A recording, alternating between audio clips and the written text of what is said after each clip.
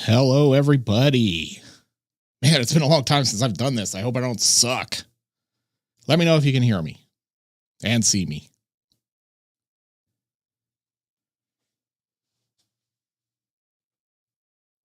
Hello. Man, it's been forever since I've done this. I feel so out of practice. Not that I was in practice before, but you know how it is. Glad you all could make it. Thanks for coming out. Short notice. We haven't done this in a long time. It's my fault because I'm lazy. I work a lot. Glad to see everybody here. Thank you. It's always good to do this and push live and actually have people here. There's nothing more terrifying than going live with nobody. That's kind of humiliating. So thank you for sparing me that indignity. Bingo, the Bull is here. D, how's life, Mike? Life's life, man. It's been quite the adventure the last few months. So as you probably know, we had some difficulties with the Lady Terminator video. We had a Puppet Master issue as well. Yeah, need some release, huh? Yeah. Harley Kitten, thank you for the super chat. I appreciate that. That is fantastic. Thank you so much. I got another one here. Oh, it's my man Chad, recently beheaded, coming through with the 99 cents. Thank you. Totally not necessary. You're also a patron. You like show me plenty of love, so totally not necessary, but I appreciate it anyway. So how's everyone doing? What's everybody doing tonight other than hanging out with me? See some Amy Ramirez is here. Amy, who always comes to my my premieres. Thank you so much for showing up for this as well. Pasquale Curry, I see him a lot in the comments. So yeah, I'm super excited to be here. Yes, drop a sub, ring the bell, enjoy. If you have questions, throw them in the chat. I will try to get to them. I will warn you that I'm absolutely terrible at this. I'm terrible at running the chat and the super chats and answering questions, because I will start to babble and you know, and then I'll miss things. And I'm just a one-man show. So if I miss anything, please let me know and I will try to get back to it. But like, this stuff scrolls super fast and I have no idea what I'm doing. I'm an idiot. So, but thank you again all for coming. That's yeah, PrewTube has been quite exciting. Although, to be fair, neither of the problems in the last 2 weeks have been related to YouTube. Let's just talk about Lady Terminator. So, oh man, we get these super chats first before we get to that. Joe D, thanks, man.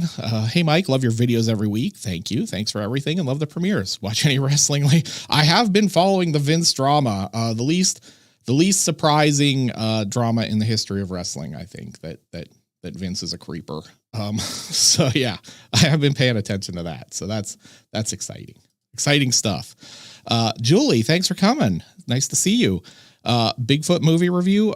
Not other than Night of the Demon, which we did a while back. I don't have anything else coming in the Sasquatch exploitation subgenre. I think Shriek of the Mutilated is coming out. I think that's one of them, right? Yeah. So we may get to that one at some point.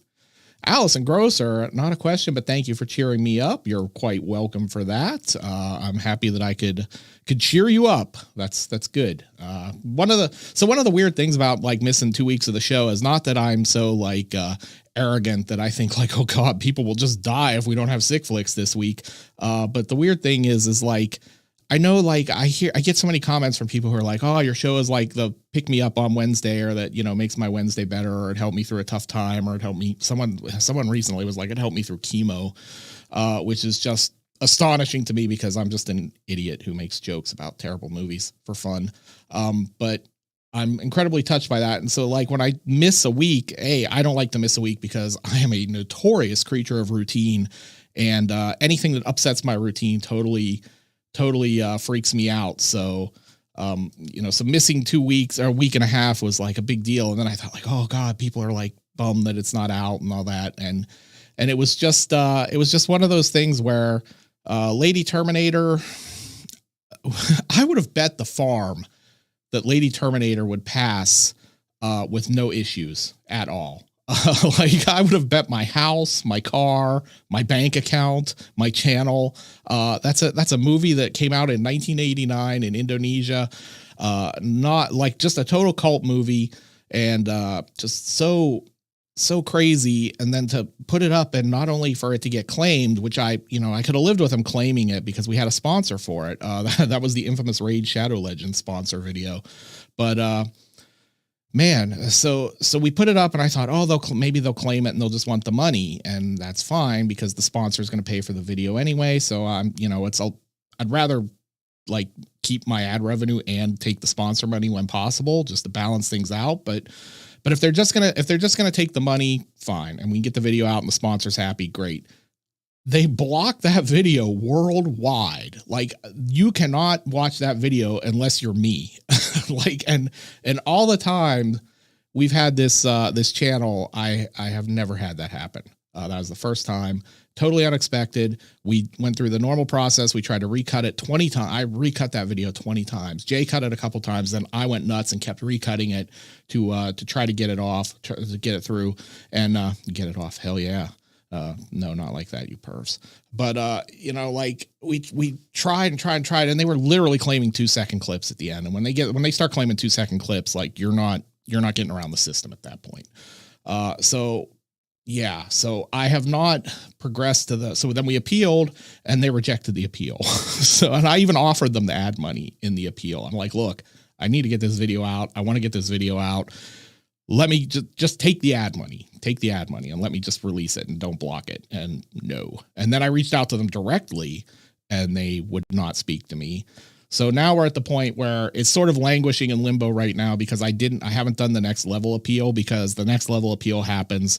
They're going to reject it. They're going to give me a strike, and I couldn't live stream. And I wanted to be able to come on and talk to you guys before that happened, because then like it will all resolve and the strike will probably go away, or they'll take me to court, which will be exciting. I'll be the poster child for fair use on YouTube, I guess, if that happens. But I just didn't. Yeah. So that's videos just still in limbo until we get that all settled and lawyers and all that junk, or I just give up on it. I don't want to give up on it, but sometimes I'm stubborn and I make my life harder than it needs to be. And this may be one of those times, but it's a good video, so I want people to see it. All right, let me catch up on super chats. Amy Ramirez, those are awesome horror posters. Well, thank you. Man, you know what's so funny is I get people who complain in the comments every once in a while because they're not framed. And it's like, I've had these posters for forever, like from when I worked in the movie theater back in like the early 90s. And that's how old I am.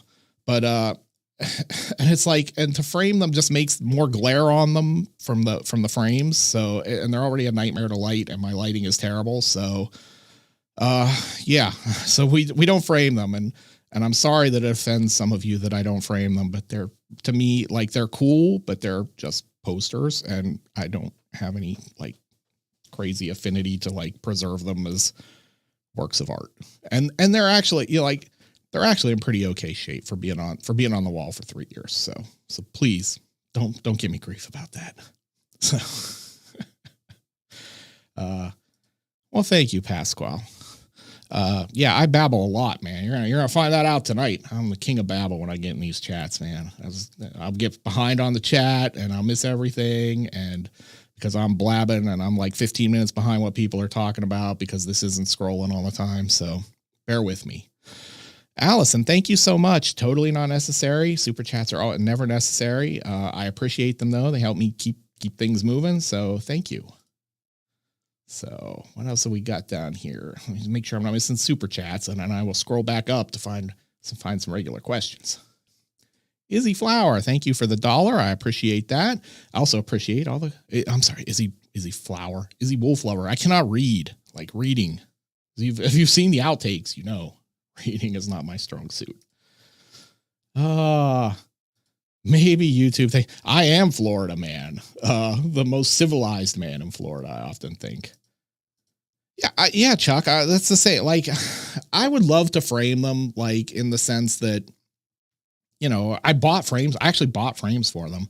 I was not going to go to the expense of having them professionally done, but I was gonna have them done, do them myself type deal, and just to make it look a little nicer. But when we put them up, the glare was just 100 times worse. So 100 times worse. So it's just like, no, this is like going to create more headaches than it solves. And as I have said on previous live streams, the funny thing about the posters is that this was a temporary set. This was not supposed to be the Horror Geek set.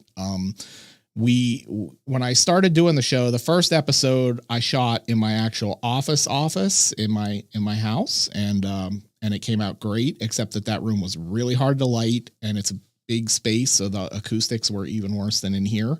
And then we shot the test footage, and we couldn't even use the test footage because it was the first time we used the teleprompter, and nobody checked, and the cover of the teleprompter got in the shot. So like the top half of my body was just gone. Like you're used to seeing the top half of my body behind the podium. Well, in this one, you can see from like my beard down. So, and there was no podium. So, but yeah, so this was just like, we set this up in here because we couldn't decide. I couldn't decide.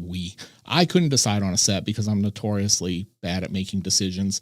And, so I'm like, just let's put these posters up and I'll get started. I got the podium. We'll do that. And we'll go from there and we'll change it. And here we are 3.5 years later and the posters are still there. So, but yes, that was that. Dominic, I don't know there have been like 5 people in the last, 6 months who have literally bitched at me about these posters, not being framed. To like someone gave me a whole lecture actually, in a comment about how I'm not a child and I should take care of my things and that I was disrespecting these posters. So like, I don't know what the fuck to say to that, except that they're my posters and I can do what I want with them. I paid for them. They're mine. So if you don't like it, I don't know what to tell you. Matt Harney, my man, how are you? Tell me about Adam and Eve. Well, they were the guys that ended up in the Garden of Eden at the beginning of Genesis, I think. I don't know.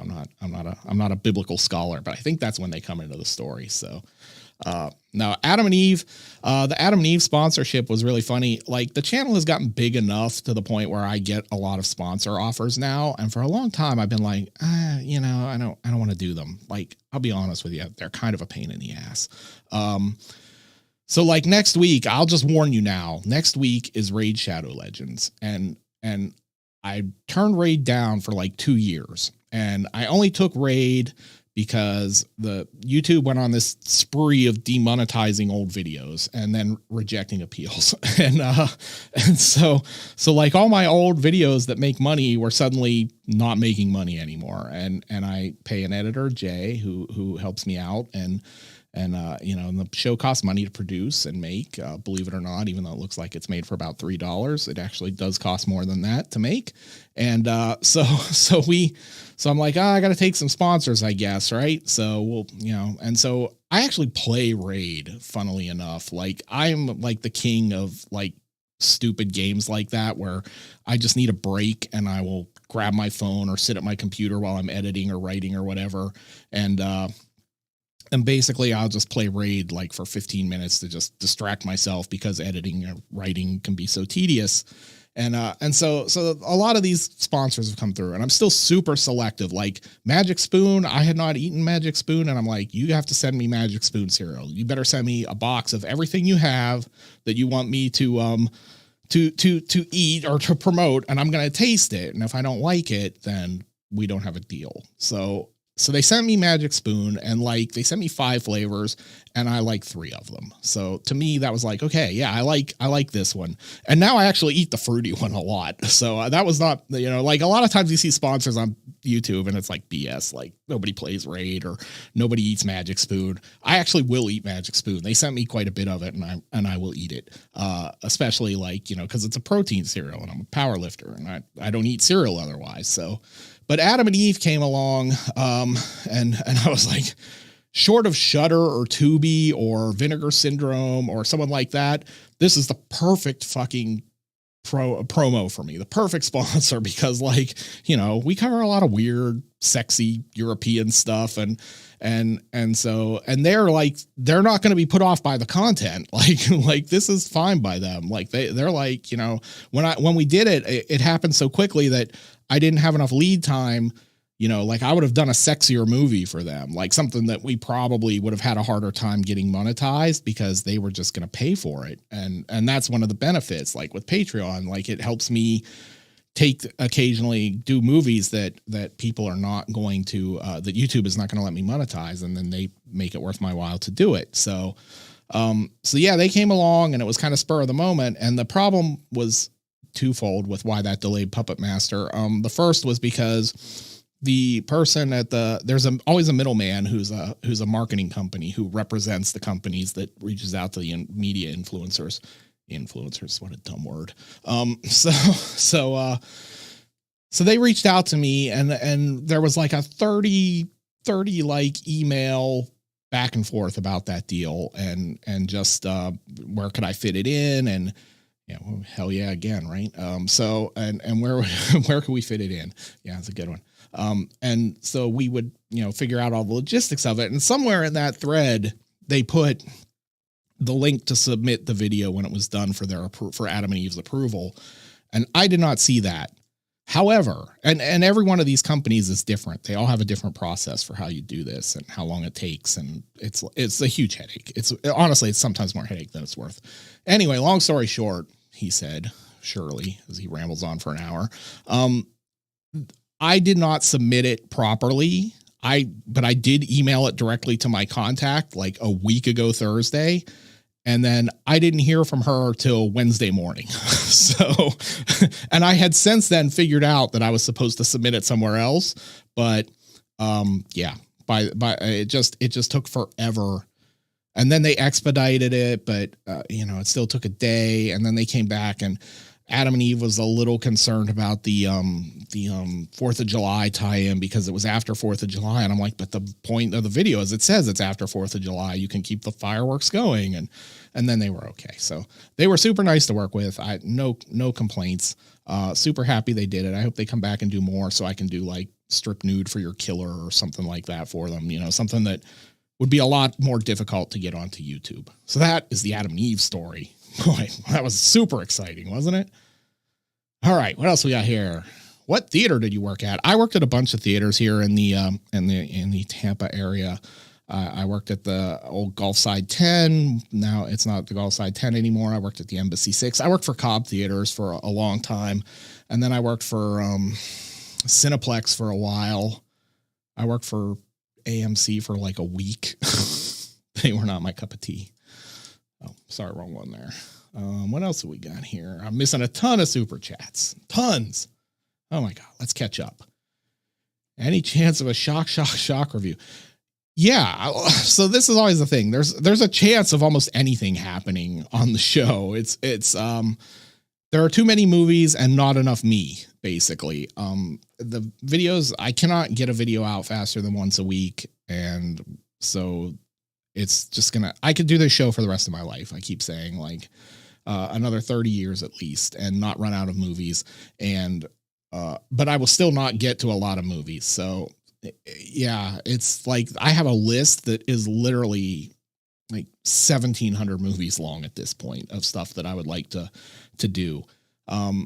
You do the math. I 1 a week, 52 a year, 1,700. It's not good. So, and the other funny thing is like, you know, I always get burnt when I do the requests. Like, I don't know why that is, but when someone really requests a movie, like people, especially the popular stuff, like people hammered me for a long time to do Evil Dead, and I wanted to do Evil Dead and it was cool, but man, that fucking video tanked. And like Puppet Master is another one people had asked for, and that one really tanked. Like, I don't know if that's because we released it on a Thursday or what, but that video did horrible. Like that is the worst Puppet Master is the worst performing video in the first 3 days of release that I've had in like a year and a half. Like, just flat out tanked. Nobody cares about Puppet Master, apparently, other than me, and I guess I don't care that much. So your chances of seeing the rest of the Puppet Master movies are looking pretty slim. So I'm just putting that out there. All right, what we got here? Oh man, I can't say that, but I would try. But I like your Captain America shield. Love your content. You said once you would never do Returning the Living Dead. Did I actually say I would never do it? So here's the thing.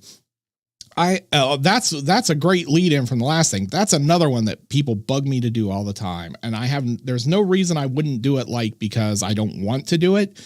The problems with Return of the Living Dead are the show. I have a hard time scripting movies when they're already funny. So Street Trash gave me a really hard time because that movie was already funny. So it was hard to find jokes that were more absurd.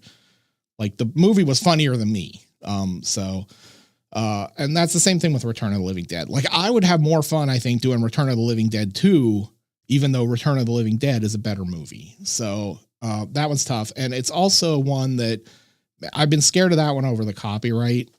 Sometimes the studio stuff, like Warner Brothers and all that, like, sometimes I skate through okay, and other times they come down on me like bricks. And that's when I'm really sort of afraid of doing and having to go through a big, long, drawn out fight over. So never say never. I have it here. It's sitting on a shelf, the Blu-ray. So it's totally possible. I think about it every once in a while, but I also think all the time that I would probably do the sequel first. And that just seems weird. So I probably won't do that either. And I really love Return of the Living Dead 3. So maybe I'd squeeze that one in somewhere. All right. What else we got here? This was no boating accident. Of course it wasn't. It was a shark, and a big one. So, man, we got 300 people here. You guys are killing me. I'm not used to being this popular. Angel Slayer, thank you. Thank you for all the content you've given us. You were my favorite geek. Wow, well, thank you. Man, I love to talk about Beat the Geeks because it was such a surreal experience that I'm so glad I got to have. That at the time was sort of a love-hate thing for me in some ways, because the funny thing about Beat the Geeks is I went on there, they asked me to come on. I went down for the audition, did the test, aced the test.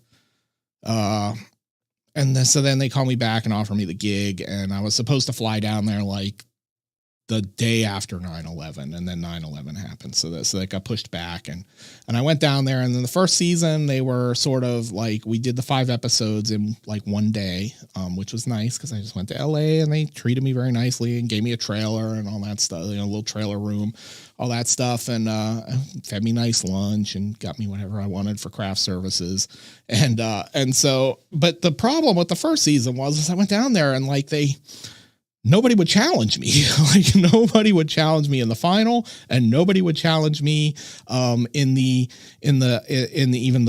round to win my medal. And so I spent a lot of that day just kind of standing at the podium looking pretty, and I'm not that pretty. So it was kind of a weird experience.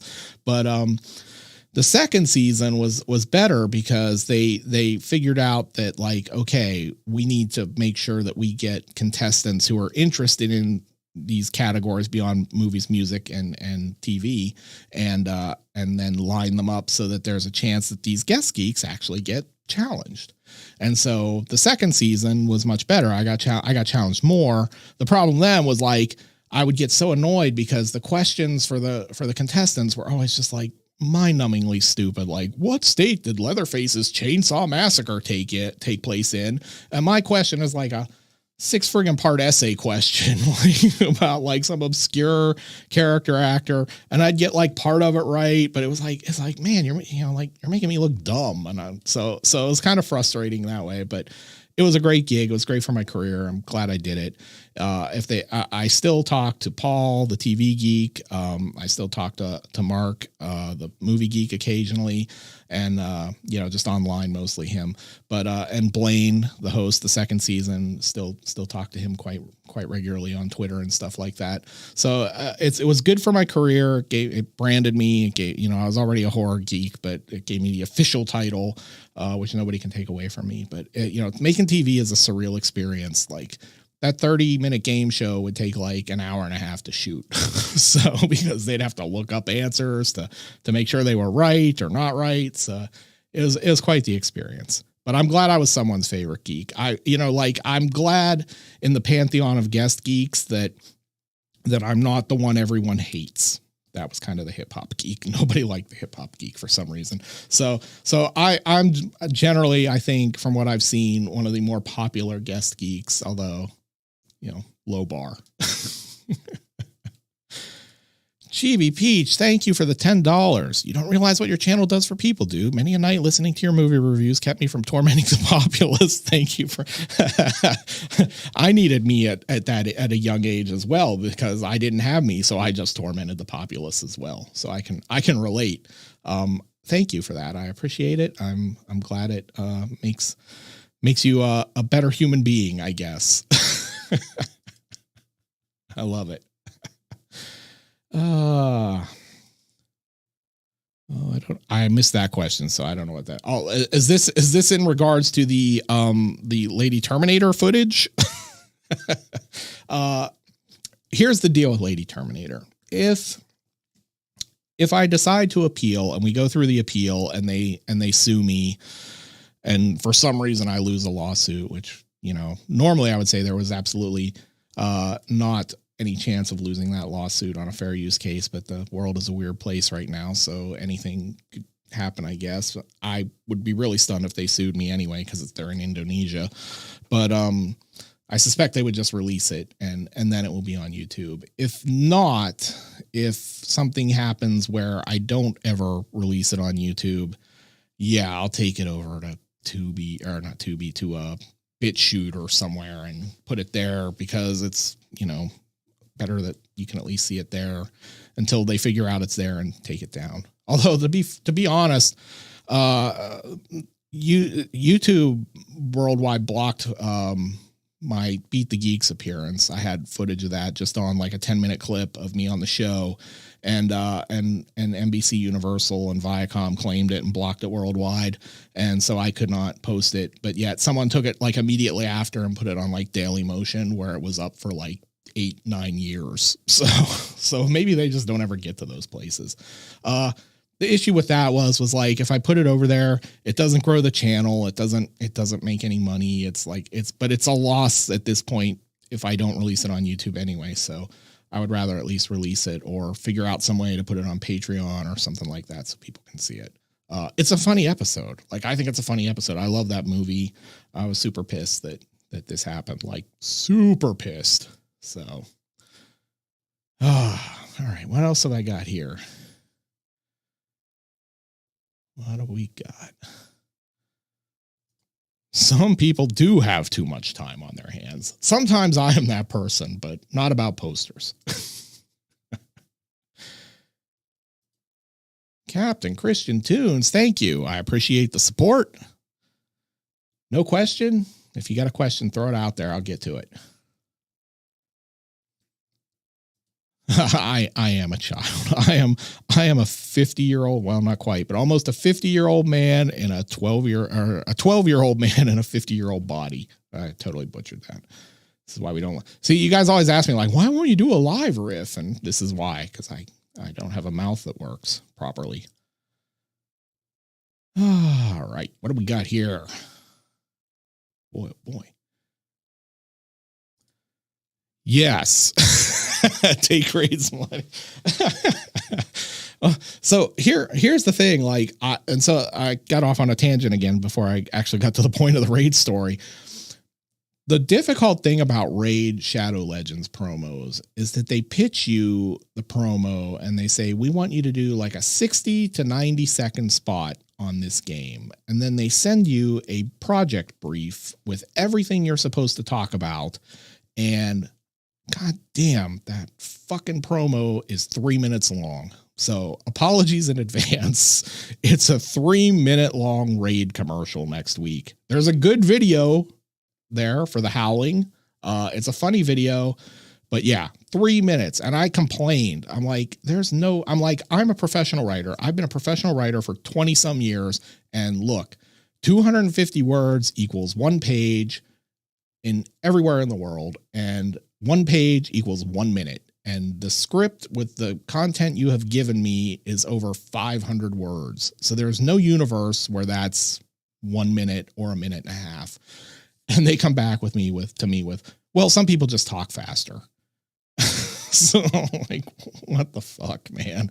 You want me to do it like the FedEx guy, or, you know, like so yes, I feel bad. I know people are going to be pissed that it's 3 minutes. It was as fast as I could make it, without like speed reading it. So yeah, that's it. You do, like, you get to this point with the show where it's like, man, like, my preference, honestly, and I've said this before, is like the Patreon support is fantastic, because then I feel like I'm working with you guys directly, and I'm happy to do that and have you guys have a say in like what I'm covering and what we're doing. And it's like, then like if they claim a video, I don't give a shit. Like, we're fine. I can put more gore in and they can demonetize it. It doesn't matter. The problem is the ads just pay so much more that, and the cost of editing and stuff, that it's just difficult to make enough to replace that revenue. So like, I thought, oh, well, the sponsors are probably a good idea to try to change that up. And it has been, it's more work than I thought it was going to be. And a lot. And so like the difficulty with that is like the video has to go up, right? And because I get claimed a lot and community guidelines a lot and all that shit, it has to go up, and because it will take like 2 days for them to flag it all the time now for some reason, which I asked YouTube about, and they totally sent me the wrong answer twice. And then I got mad and had to shut up before they banned me. So, and that was on Twitter. That was a good time. But so we have to put it up, and then if it gets claimed, and then I have to either recut it or fight it. And then if they want to change, then I have to put it up again, and it gets claimed again. And that whole process starts anew. So it's a pain in the ass. Like, it's nothing with this channel is easy. It's fun, but it's never easy. So yeah, I think everyone is used to them at this point. I tried to make it fun, but like they are like the most scripted promos I have ever seen. Like Adam and Eve was like, go nuts, do what you want. And then, you know, it's funny because they're like, well, we're a little concerned that it's after 4th of July, but like beyond that, they're like, we don't want to see the script. Just do what you do. And I'm like, hell yeah, I'll do that. And even like, you know, Magic Spoon was the same way. They're like, just do what your audience is going to respond to and be you. And so I did. And then Raid is like, no, you will say this at the 10-second mark, and you will spend 20 seconds talking about this. And so yeah, it's wild. But yeah, I think everyone is used to them at this point for sure. They have carpet bombed this site. Thanks, Julie. I hope I'm delivering. I feel like I have tangented like at a pro level so far this stream. Just off on rants left and right. I use Raid all the time. All right, let's find some more of these.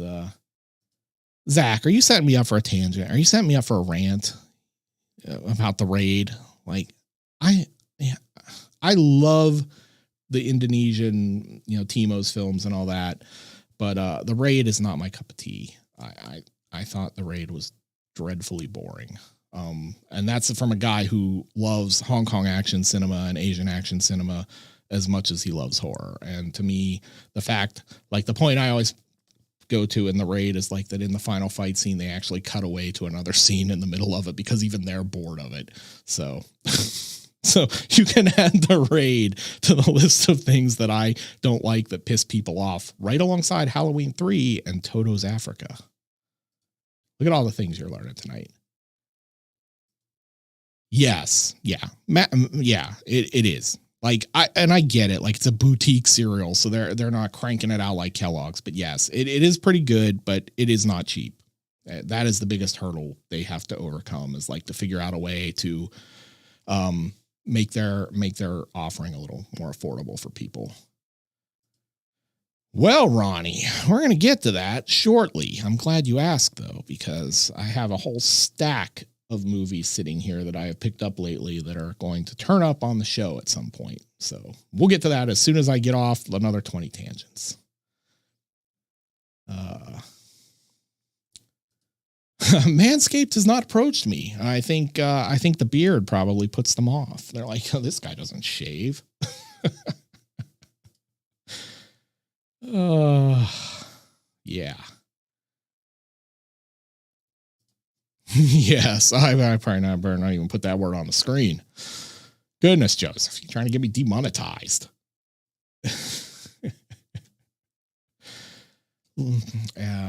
Goobs, AU, thank you. I love your stuff. Thanks for everything. Well, thank you for watching. Like, I say this all the time, and I try to, and I probably don't say it enough, but you know, we're any of us who do YouTube and are even modestly successful like me, we owe it to you guys, man. Like I used to make videos when I started out, and like if they got 100 views in a week, that was a big deal. And so and like I was grateful for those 100 views, and now they get, you know, 10,000 in the first day or whatever, and I'm like blown away by that. And of course there's stuff with you know, like I make the show and I make it and people love it, and that's me creating something. But without you guys, I'm like talking to myself. So I appreciate you guys. I've tried very hard to build a community around the show.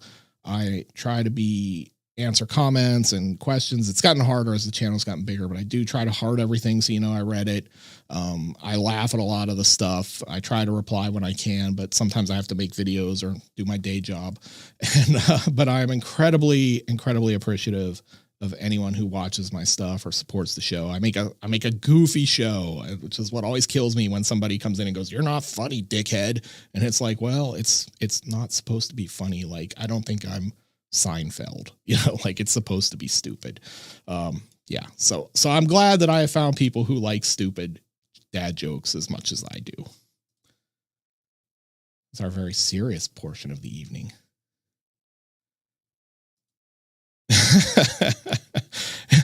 You know, I am incredibly appreciative of super chats. They're great. That's never why I do this. Like, I could show up and not have one and it would be fine. Like, I like to come and hang out with you guys and just talk about movies or talk about YouTube nonsense or whatever. And I don't do it often enough. And part of it is because for some reason, like I'm used to being on camera and I'm used to public speaking and stuff like that, but this always makes me anxious for some reason. Like, you're like, oh, I'm going to show up and nobody's going to be there. Or, oh, I'm going to say something and get canceled, or, you know, so these always make me nervous. And like after the Halloween show, which was great, which was the last one I did, was great turnout, had a good time. I got like this mental anxiety about going live, and I just like got busy, and then every time I would think about going live, I'd get like all nervous about it. And so I was going to do this last week, and I was like, oh, I can't, I'm not mentally prepared. And so tonight I was like, oh, we got to do it. I'm home all by myself, just me and the dog, so let's do it. But yes, the chats are nice, but I really just like to hang out with you guys. I like to talk with all of you and hear what you're thinking and what you're watching and all that stuff. And I am sorry, I cannot answer every chat in here. If I could, I would, but it would just be weird and hard to keep up with. All right, so now you're ready for Terrifier 2, which is apparently coming pretty soon, I guess. Very concerned about that 2+ hour runtime, though. I don't know that we need 2+ hours of Art the Clown. Thank you, Tommy. Thank you for the $5 super chat. I appreciate that. You know, I'll make the shows as long as guys keep watching them, or until YouTube finally kicks me off the platform, whichever comes first. Hi, Peggy. Man, there is something banging around in my house. I hope I don't have ghosts. That was freaky. What was that? Scary. Anyway, hi, Peggy. I don't know what that was. Boy, that really freaked me out. I'm home by myself, so there should not be things banging around out there. If you see somebody coming up behind me like a slasher movie, let me know in chat. That's like the third time that's happened tonight, too. I'm old as well. Like, I really think something's out there. We don't have some stranger in my house. How cool would that be? Yeah, we were gonna do that. I bought the Blu-ray and everything, and no dice because YouTube is just so cracked down on stuff. There's just no way I could ever do that video and make it work. I wish I could, but there's just no chance. We did talk about, I think it was Matt and I talked about doing it as like a live action puppet show type thing, but that wouldn't work either because of the subtitles. So, but we had that idea. I just realized that if somebody's sneaking up behind me, I'll never see the chat because I'm like 15 minutes behind. That's scary. Like, for real, something's out there. Hang on, guys. I'll be right back.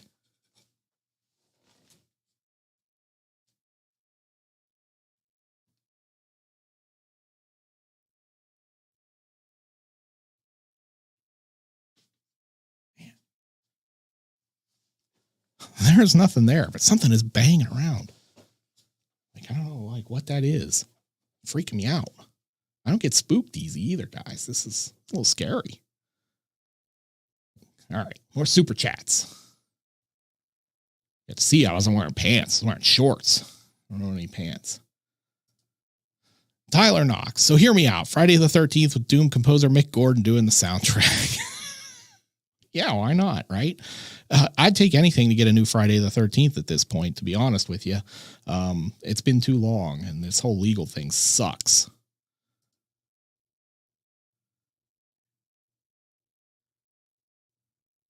Let's see. Aaron Williams. Yeah, so funny story about that. Versus I first saw on bootleg way back in 2000 when I lived in the Bay Area. I used to go to a video store in San Francisco, a really great video store called La Video. And that store, they knew me so well that they would, when stuff came in on they would get bootlegs and they'd go, oh, this is a Mike movie. And so they would leave me, they would put that movie aside. And then when I came in, they go, Mike, we've got this stack of movies for you.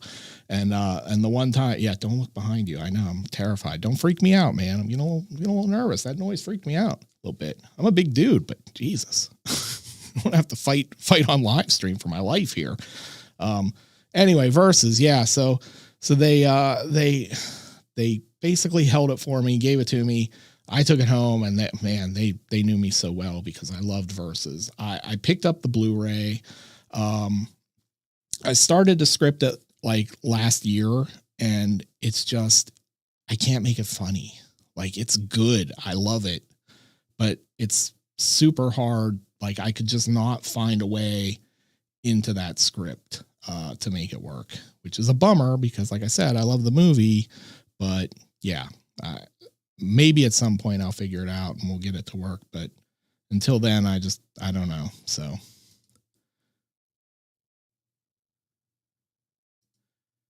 yeah, it's that. And that always kind of concerns me because I go like, shit, is that because like they got claimed on it and couldn't release it or were afraid they were going to get claimed on it? Like, so we need a system at YouTube where people can like communicate like what they got claimed on and what they didn't and what got released and what didn't. So people could, like, creators could go like, okay, I'm just not going to bother with this, or this is worth getting into a fight over type thing. So I have not done any Cronenberg, but you'll be excited here in a few minutes because when I go through the stack of discs here, there's might be some Cronenberg in there. Maybe.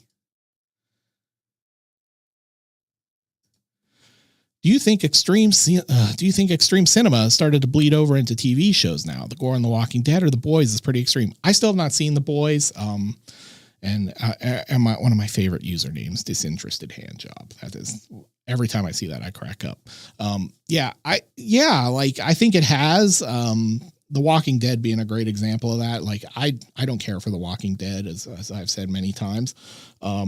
I think it's more too soap opera-ish for me, and it kind of meandered around, and they lost me by like season 5. But like the gore on that show is pretty great. And if they had, and even when you look at something on like Stars, like Ash versus Evil Dead, or even stuff like Breaking Bad had some gruesome stuff in it.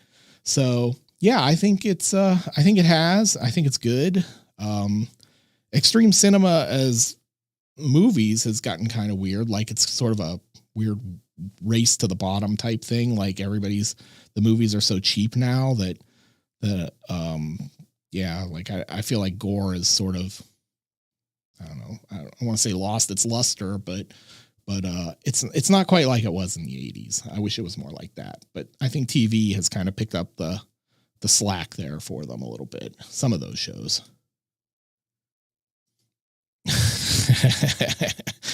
I'm a walking hell yeah machine. Everything I say just be a hell yeah at some point. Like if you talk to me long enough, I'll say like 10 things that you could do hell yeah to. And sometimes it's intentional and sometimes it's not. Well, thanks, Mike. I'm looking forward to Terrifier 2 as well. Like I said, I'm a little concerned about that whole 2-hour runtime thing though. So that was it.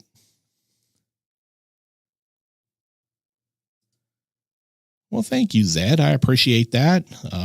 I'm not going to flex. There'll be no flex. You got a deadlift. There'll be no flex and biceps. I don't even do curls. And we miss any other super chats here? We can go back. Oh yeah, I did.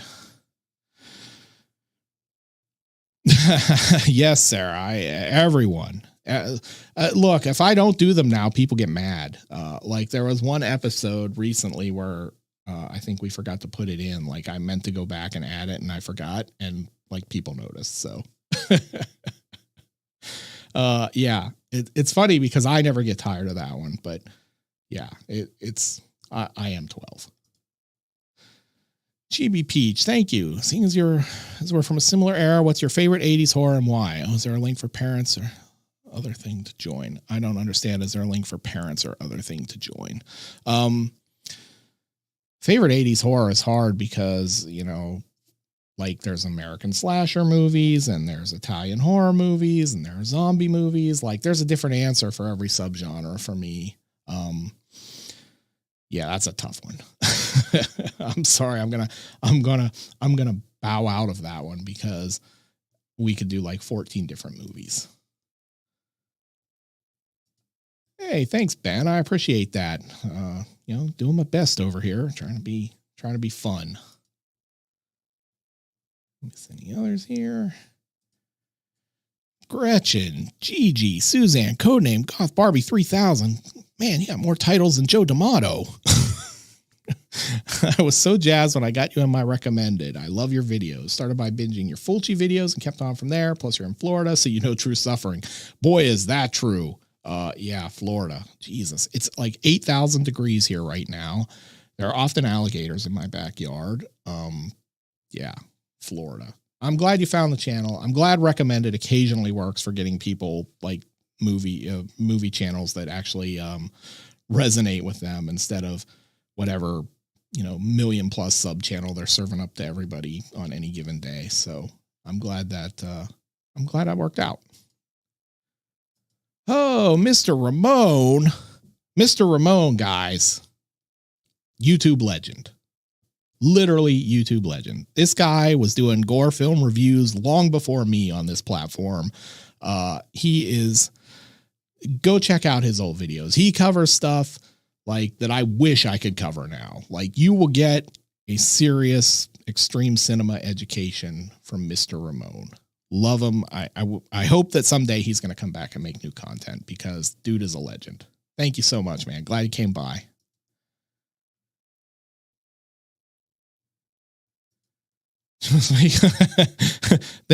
They will not let me do my own promos. They were very strict about what I could say and not say. I had to run the script by them even. So it's pretty exciting. What else we got here? Hey, Eve, glad you made it. Glad you're off work. Thanks for stopping by. Dave, I always do. It's impossible to keep up with them. Like when they're live, there's no chance. They go way too fast and And like I get when I answer something is, you see, I cannot tell a story that's not like 15 minutes long, and I get off on tangents. And so, yeah, I always go back through and read the comments, and I'm always bummed out that I missed like 75 things that I wish I had responded to. So my apologies, but I will see them. Yeah, look, that's just the YouTube gig at this point, the roadblocks. You know, it gets worse all the time, but, I keep making them. I'll keep making them as long as they'll let me, and, you know, people watch them and stuff like that. So it sucks. It sucks that it's this way. It sucks that, you know, that you guys are adults. I'm an adult. My show is not marketed to kids. It's not made for kids. It sucks that this platform just wants everything to be like a kid show, which I don't understand, but, yeah. Yes, TJ. So one of the ways we often kind of get around copyright issues, like if it's really bad, like you will see it in like Cannibal Holocaust. I had a problem where there was just a scene that no matter how we cut it, they would not let me show it without claiming it. And so I basically will replace it with a still and just run the audio under it. And sometimes people go, why is this a still with audio? Why is this not the movie? And it's because you just can't get it passed. So that's a solution. The problem with Lady Terminator is when they start claiming like every 2-second clip that the whole thing is going to be a slideshow instead of a video. So it was, when that happens, it's just not feasible. So, yeah. Chibi, there's a link for the Patreon. I did not put one in this video. There's one in every one of my recent videos in the description. There's a link that you can click on to go join if you'd like. I will appreciate it. After watching Sick Flicks, watch some Skin Flicks from Adam and Eve. Right. Yeah, like I had like a million jokes for that promo, and I was like, this is the first one. I better settle down. So if they come back, we'll have fun with it. How long it took to grow my beard? So nobody noticed, but I actually trimmed like 8 inches off, like a couple weeks ago of my beard, because it was so long and it was getting scraggly at the ends. And so we had to, I had to cut it a little bit. And it looks much better now, much healthier, much cleaner. So really, but it took, I've been growing it for like 4 years. I had a beard, and then I decided, it's like powerlifting law that you have to grow a long beard like a Viking at some point. And, I just went all in 4 years ago, and it was really long, and it had gotten so long because of the pandemic. I didn't want anybody like that close to my face to trim it. So I basically just let it run wild, and it had almost gotten to the point where it just kind of had reached its max length. Like it got most of the way to my navel. so, and that took about 3.5 years or 4 years. But it just got kind of scraggly, and, you know, I was trimming it myself, and like I made a mistake one time and trimmed too much off the back. So then it got kind of thin in the front, and as the longer it got thinner and scragglier. So it looks much healthier now. I'm glad we trimmed it up. I don't intend to make it any shorter or keep it short or anything like that. We just trimmed it. So, but, yeah, that's your beard talk segment. I'm glad everybody was here for that. Maybe next time we'll get a beard sponsor, right? Some beard oil or something. All right. Find some more. Aaron. Oh, we had that one. Did you come back for a double dip, Aaron, on Versus? I appreciate that. I like it. Double dipping on Versus. If you're going to double dip on a movie, that's the one to double dip on. That's a good movie. If you have not seen Versus, you're missing out. Jamie, thank you. I appreciate that. I always feel bad when somebody does one of these and doesn't ask a question. I feel like, oh, you threw me money. You should make me answer something. Although I might cop out like I did with favorite 80s horror movie.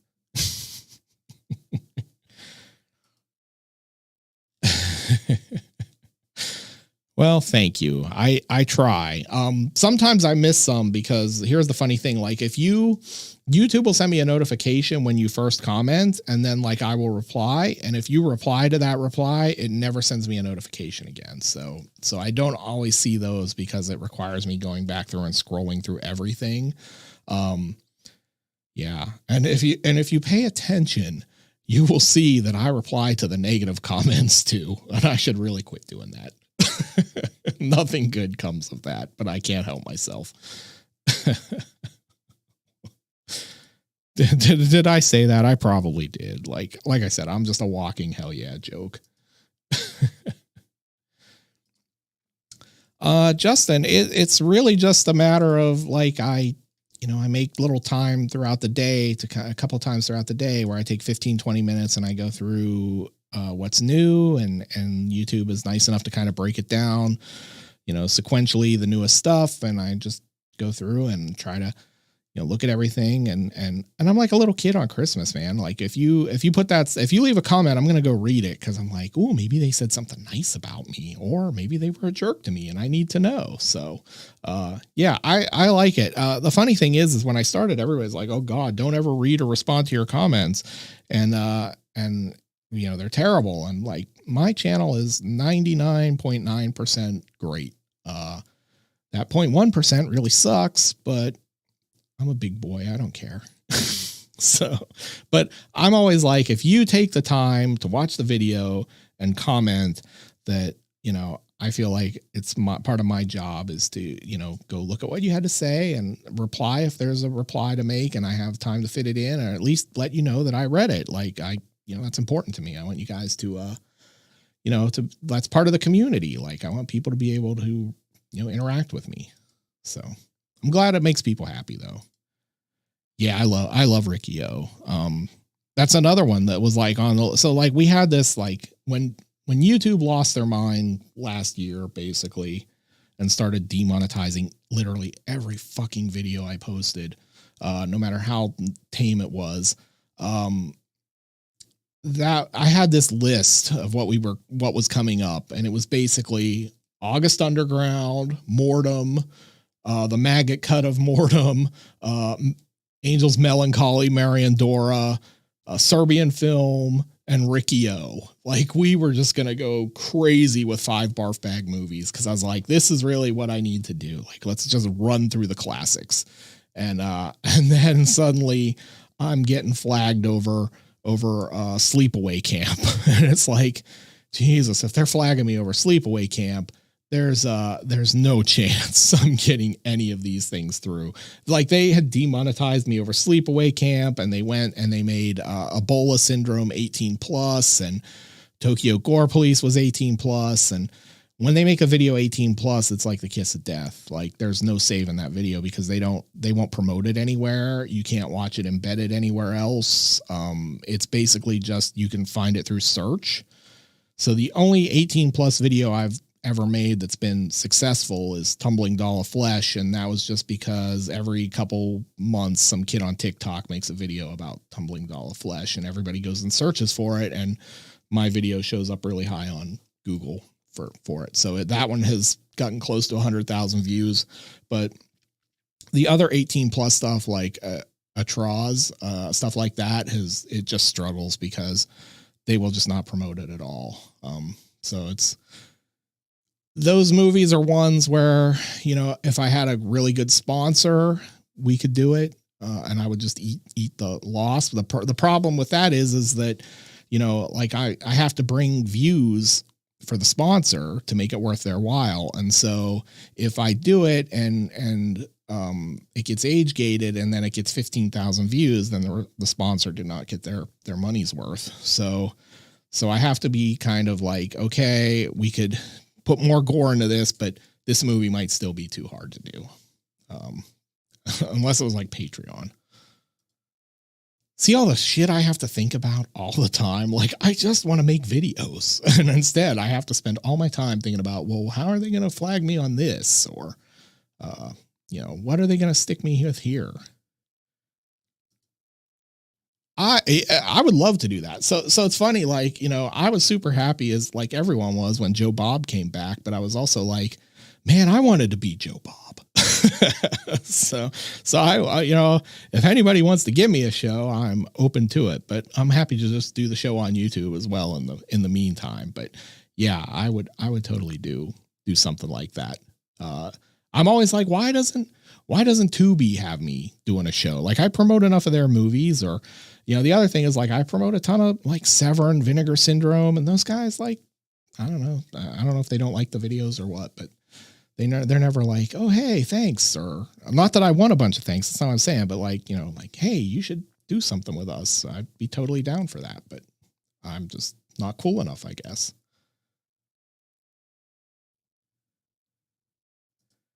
Super Mario, thank you. I'm glad I'm one of your favorites. It's so weird because, like, when you start this stuff, you don't know how it's going to go. You don't know if people are going to watch. You don't know if it's ever going to be popular. So yeah, it's wild. So to like be 3.5 years in and 65,000 subs or 64,000 subs or whatever is just really sort of astonishing and flattering to me that so many people like it. I hope to one day get to 100K, and I'm just really just touched that people care so much about what I do. So thank you.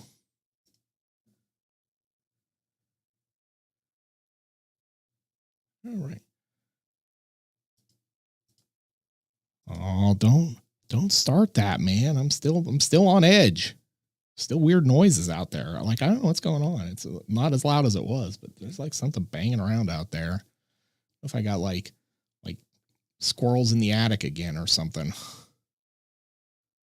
That was an adventure. Please do. There's this long running joke because, I back in my earlier days when I was writing, I covered like a lot of the Mondo shockumentaries and stuff like that. And people would always get annoyed that, like, how can you watch stuff like Traces of Death or whatever? And I'd be like, well, I don't know. I just have a high tolerance for gore and a morbid curiosity, I guess. And like, what if somebody captured you getting killed on camera and posted it on the internet? I'm like, hell yeah. Like, what do I care? I'd be dead. So like, people are strange. Go investigate. I did. I went out there. There's like nothing out there. Whoever it was is like snuck off when I came out. It's like gone stealth mode, waiting for me to finish stream, and it's going to jump me when I come out of here. It's good. Just remember me as I was if something bad happens. You guys are killing me.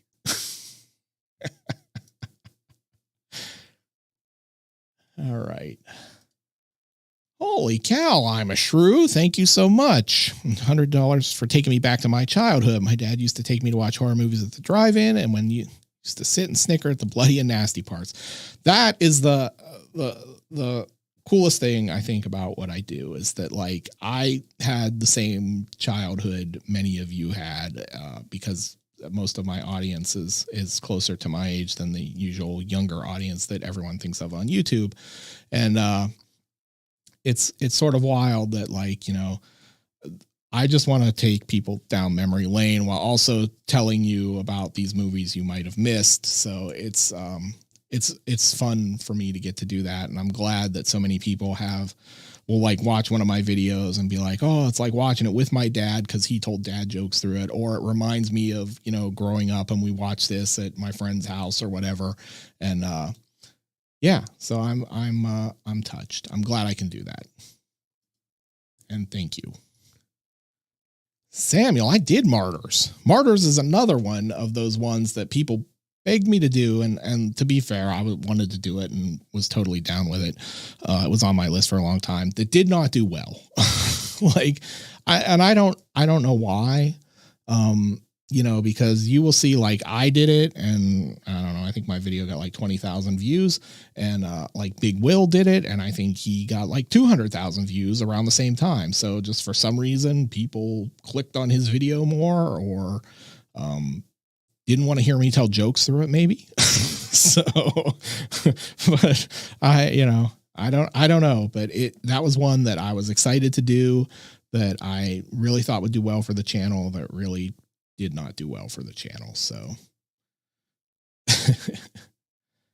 man, I've already got all the lights on. Can't you see? Like, look back there. I got the kitchen light on. I got the light in here on. I got multiple lights on.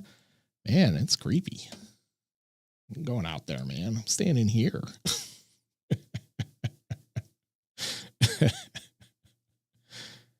I thought it was my air conditioner, but it's really not. I don't know what it is, but it's happened like 4 times tonight. So I don't know what it is.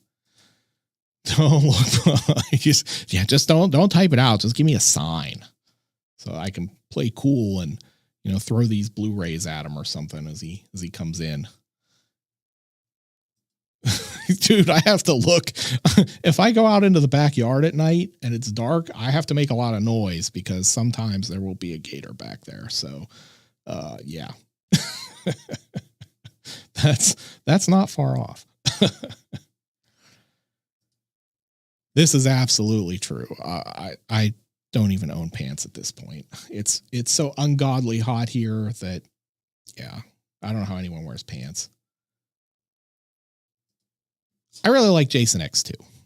That's one that I always stick up for. That and Part 5 that people give me a lot of grief for, but I like both of those movies. So time for some expedition.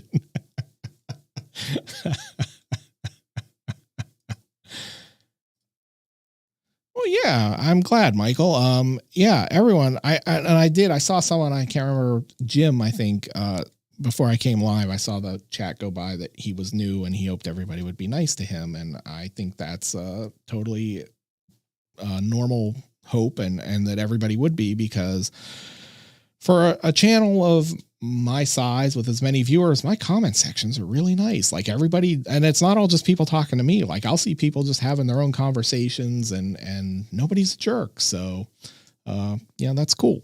I'm glad. And I try to make a community of people who are nice to me and to each other. And, I just want everybody to be chill. Like the internet has enough animosity without me adding to it. Right. So banging around. Hell yeah. Yeah. Shudder is interesting to me. I like Shudder. I pay for it.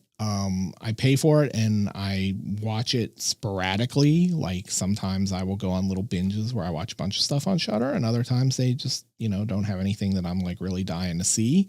I think the really interesting thing is that Tubi kicks everyone's ass and they're free. Like Tubi's horror selection is legit.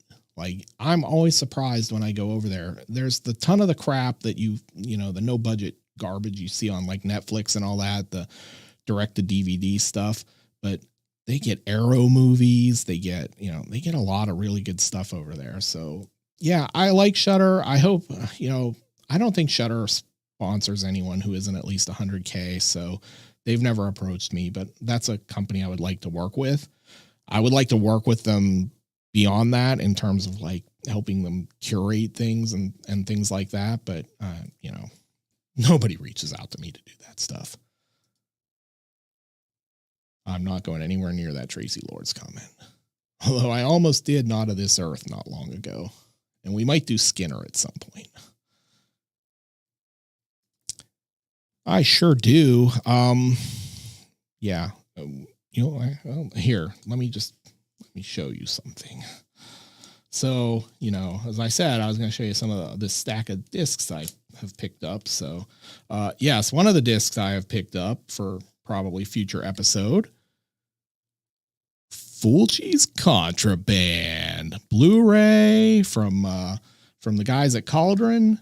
Yeah, Fulci made a gangster movie, and so we're going to cover that. And while we're on that, we got Conquest. Fulci also made like a sword and sorcery movie, so we're going to do that too.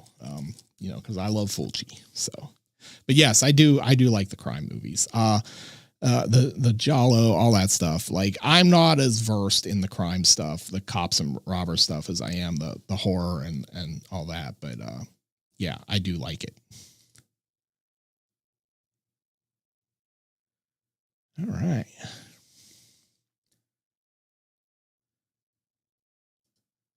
Misty fan. Yeah, I did the first one actually. Yeah, that was another one.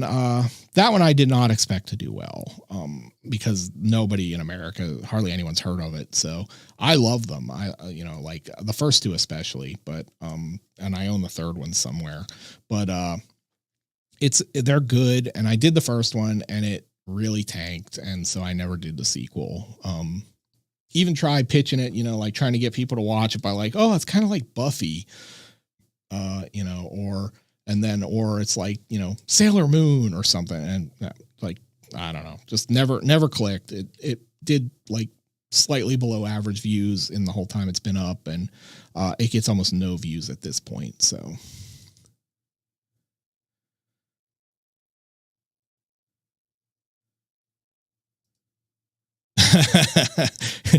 Yes, for years. Yeah, that's like one of those things that was not a conscious decision to do. It's just sort of like when I started doing the show, I was like, oh, it needs like something weird, like voice wise, to make it, because like people complain about my voice a lot. That's another thing people complain about. There are a lot of people who just hate my voice. So yeah, but I did it like, I wanted it to be like kind of campy and all that. So, and now I can't quit doing it.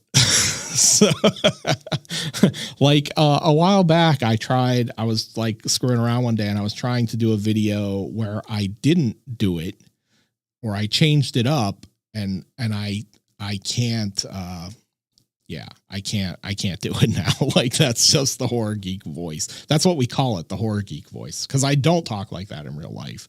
Some people think I do for some reason. I don't know why. Yes, I should. I don't own any though. All right. What else we got here?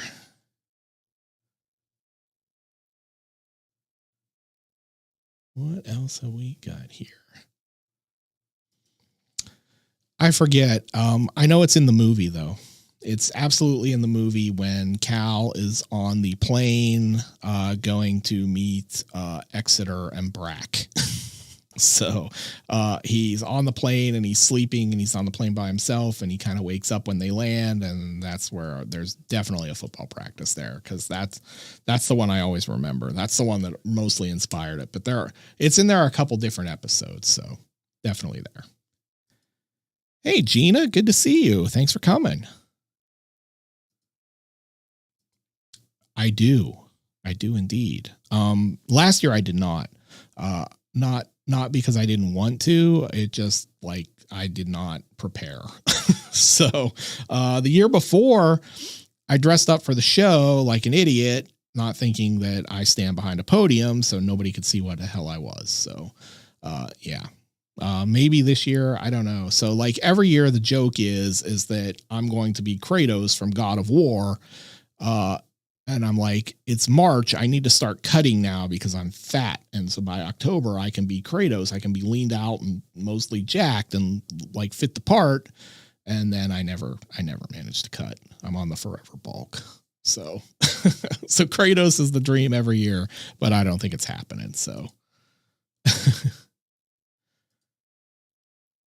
no, I mean, maybe I think about it a lot. The problem with that for me is that like the scene, the segment that it's infamous for is so long and such an integral part of the movie. And I'm like, I'm going to get in trouble for making jokes during this. And I don't know how else to do it. So I'm not sure how to make that one work. But it's always on the list, like as one I'd like to do, and I'd like to do the remakes and all that. But, yeah, it's a tough one. And like a lot of channels have like good luck with that. So, like that's a big channel grower movie type thing. So, But for me, I don't know, like it's one that I think would be super hard to script because like, I don't know how you like get past that huge chunk of the movie that's so unpleasant and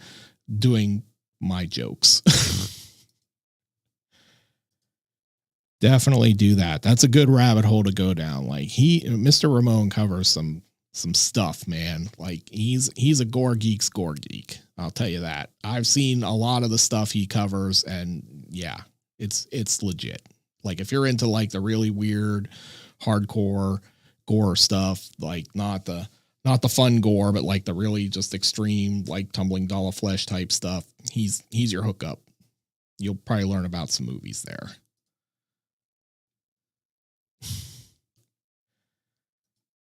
Right? That's what I do.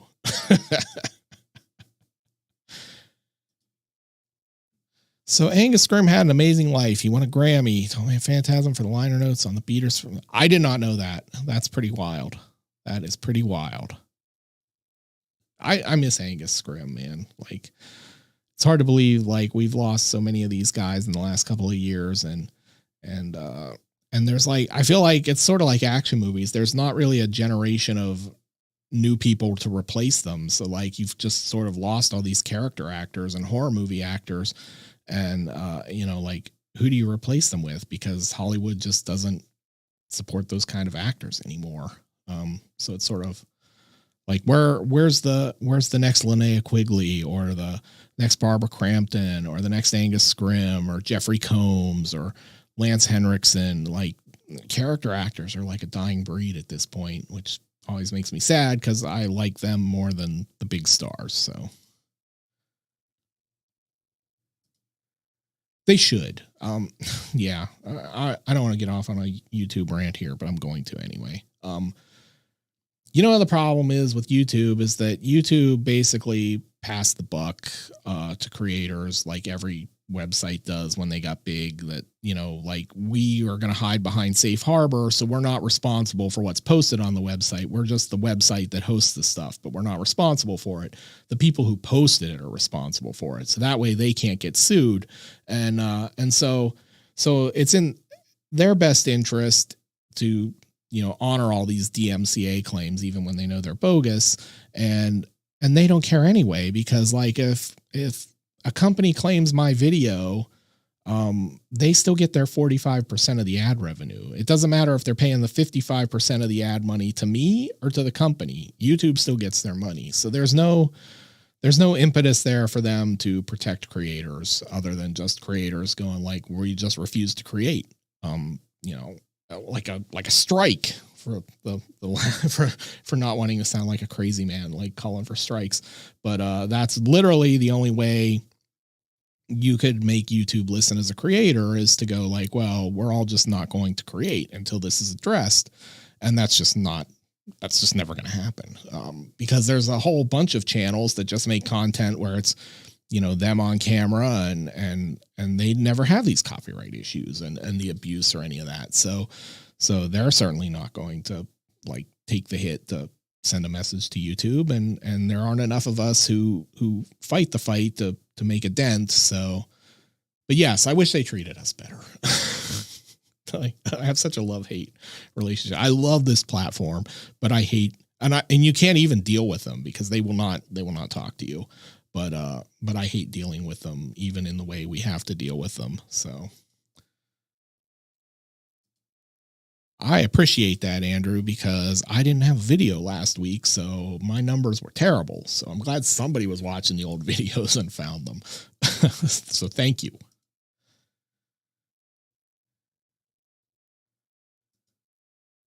Yeah, that's the one way. Like they will not claim dialogue generally, like the audio of dialogue. They will, but like if the moving image is there, even without the dialogue, they will claim that. So that is the one way I've sort of found to get around it. Like, and I know I should address this because I had a lot of people who came to me with trying to be helpful, and I appreciate that. I appreciate people being helpful and trying to help me get a video out, that came to me with, well, if you make a clip that's less than 5 seconds, they won't claim it. And if you flip the video so that it's reversed or resize it, that will fool the machines. And I can tell you, we have done all of that multiple times as tests to see what I could get past because I'm bored and always trying to figure out how I can get my work out there with less trouble.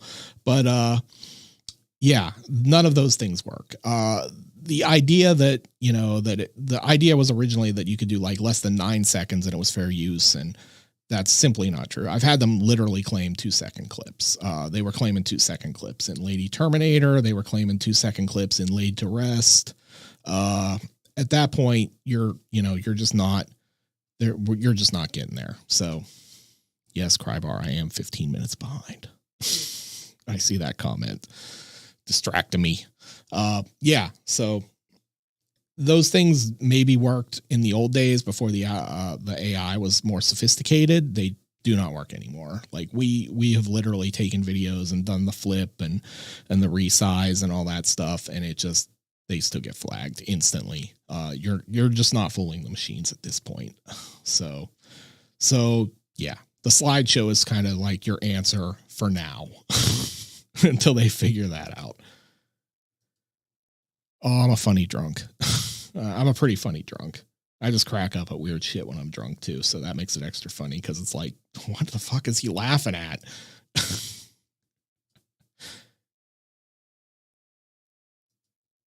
Max, come on, man. Don't give me grief about the posters. Didn't we just go through this? The posters, the bane of my existence, these posters. Hey, Chad, how are you? Thanks for coming by. Thank you. Yes, if you love the show and you have a few extra bucks and you want to help out, great. I will always, the show is always going to be free, on YouTube. You're never going to have to pay for it. I try, like I could do things like, oh, here's something that's just for patrons. I try not to do that because I want, not everybody has a few dollars. I get that. Like times are tough. But if you do and you want to support the show, Patreon links in every video. You can go drop me a few bucks and I will thank you forever for it because it helps me keep making things. Oh, I'm not from Florida. I live in Florida. I'm from Pittsburgh. So yeah, no, I was not born here. Thank God. Yes, you can. And yes, that's on the list. So yeah, my buddy Ryan has a copy and we talked about him ripping it for me like last year and I just got sidetracked. So, yeah, now I'm a little afraid to review it after the whole Lady Terminator fiasco, but, yeah, it's definitely on the short list of things. So that maybe means it will happen this year or maybe means it will happen next year. It's already July. So, but definitely on the list. Some people are just miserable, man, and they just want to spread their misery and it makes them feel better to like shit on other people. And great. They can shit on me because like I'm a big dude and I don't give a fuck. So like, you're not bothering me if you don't like what I do. I will clap back at you because that's just who I am. And you can't just say shit to me and like not get a response. But yeah, some people are just unhappy. And I always try to think about like, well, maybe this person's just having a shitty day. And I have had people who have left shitty comments who I've then had conversations with who have become fans. So sometimes it really is just people are just blowing off steam because they're having a bad day. But some people are just dicks. So no way around it.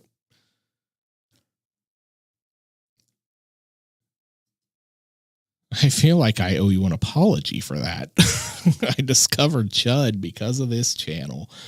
Chud is one of those movies like, so like I had seen Chud a long time ago. I'd seen Motel Hell a long time ago. And I knew that they had, I know that they, people love those movies. And so I went back to revisit them for the show. And I'm like, man, those are two movies that I just don't entirely understand the allure of. Chud is very slow, very talky.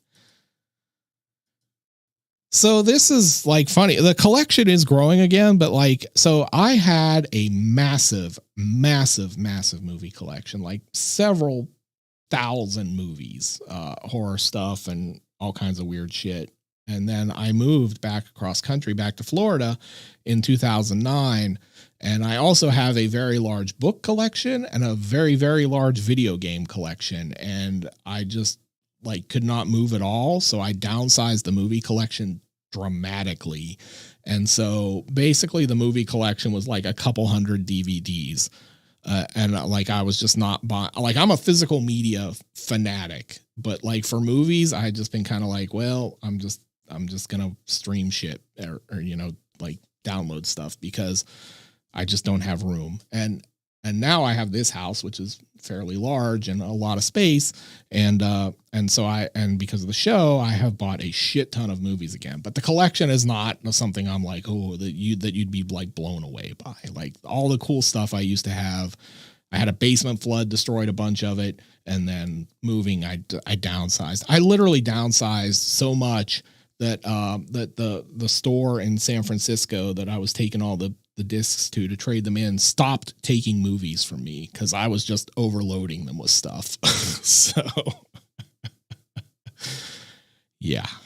The video game collection though, that's something. Like I have a lot of weird, rare sealed games and stuff like that. So, but you guys aren't here for that.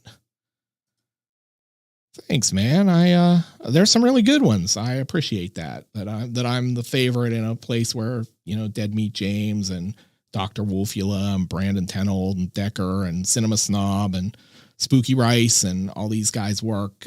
You know, I'm flattered that somebody likes me with all those talented guys around. No, I have not. That's another one. Like, so this is the problem with the show is like when I do stuff like Puppet Master or stuff that's too mainstream, it doesn't get views. So, yeah. So like sometimes I just don't do those movies because they're not going to do well. And it's hard to justify, you know, spending 30, 40 hours making a video that like is going to do half of the normal views. So yeah, that's one of them. That it's a movie I like a lot and would love to talk about, but like if I only get to make one video a week, I try to kind of maximize, you know, views and interest and stuff like that. So yeah, no one does, including me. I don't know what Wes was thinking with that movie. Dude, Chuck, so Sleepaway Camp, they flagged me over the thumbnail, which was literally the poster. It was just the poster, you know, him with the girls in the lingerie and him there with the drill. And they flagged me over it and go, oh, this is too sexual. This is sexual content. And literally when you search for Sleepaway Camp on YouTube, the second result is rent the movie from YouTube. And you know what the thumbnail is? It's the poster. So it's okay for them to use it, but it wasn't okay for me to use it, which explained that. Hey, Joshua. Yeah, I try to see them. If I see them, I will respond or leave a heart so you know I saw it. I try to do that. Even the old videos, like some of the old videos, like it's hard because like I like to think, oh, I'm getting better as I keep doing this, but you know, the old videos are like rough, but I still love them in their way. And I'm glad people still watch them and don't go, man, you really sucked back then. Worse than you suck now. Yeah. So yeah, a Serbian film was going to be a fun one to kind of do, I think. Well, I hope I'm not peaking on the audio. No one complained, so I guess not. Yeah, I think a Serbian film is incredibly overrated. Like, I know that's like the super extreme hardcore gore movie that everybody like now is like your endurance test to see if you can take extreme cinema. To me, I think it just tries too hard. Which, you know, was something I would have talked about in the video, and there was a lot of stuff to make jokes about there too. I wish we could have done it.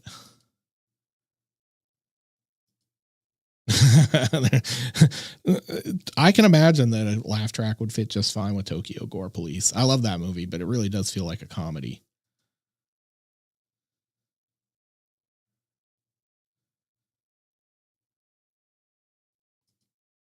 Oh yeah, I think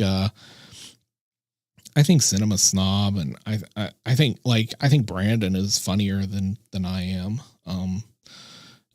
Andy at Stitch, like I like a lot of these guys. Andy at Stitch Together Picks, like he doesn't do puns so much, but yeah, there's some funny guys working in this space. I'm flattered just to be amongst them.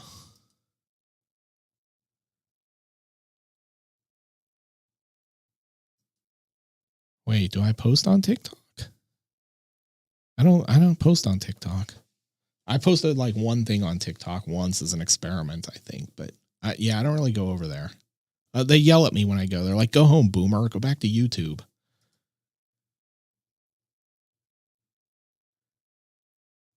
All right. What else we got here? I am so far behind. So far behind. Deadly Friend. Yeah. So Deadly Friend turned up in the exploding heads video I did like way back. We did a list of like the top 5 exploding heads, and just to kind of see how a list video would do on the channel. Did okay. Instantly demonetized, of course. But yeah, I hate that movie. Like the basketball scene is literally the only reason to see Deadly Friend, and I saw it in the theater as a kid even. But yeah, I would do it. But I think that one's one like it would be fun to do because I don't like the movie very much, and it's a dumb movie. So like, and it's full of dumb things and it's really interesting because Craven will talk about like how much of a struggle it was to make that movie, and about how the studio interfered and then the MPAA interfered, and like all that stuff is interesting. But yeah, it's not like a pressing priority video for me. So yeah, but maybe.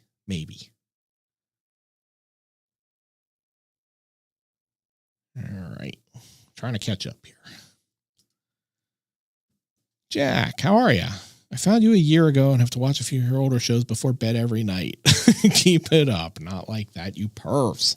Yes. Thank you, Jack. I'm glad. So it's funny. Like a lot of people are like, "Oh, I go to sleep listening to you," which is sort of flattering and surreal, and also a little bit weird because you're like, "I put you to sleep." But I think it's good. I think everybody means it in a nice way, not like I'm just so boring that you can't stay awake through my videos. Hey, Paul. Local theater showed Return of the Living Dead on July 3rd at 5 p.m., which is the date and time. Yep, that is it. That'd be pretty fun. I'd see that. I've always wanted to see Jaws in the water, too. I've never got to do that one of these days. It's all like my bucket list. The usual push for Meet the Feebles. Yeah, I feel like I'm clipping. I'm probably too loud. Am I blowing out your eardrums? I hope not. Turn it down a little bit. This is a different mic, so yeah, Meet the Feebles. I don't have a copy for starters. I don't even know if it's on Blu-ray.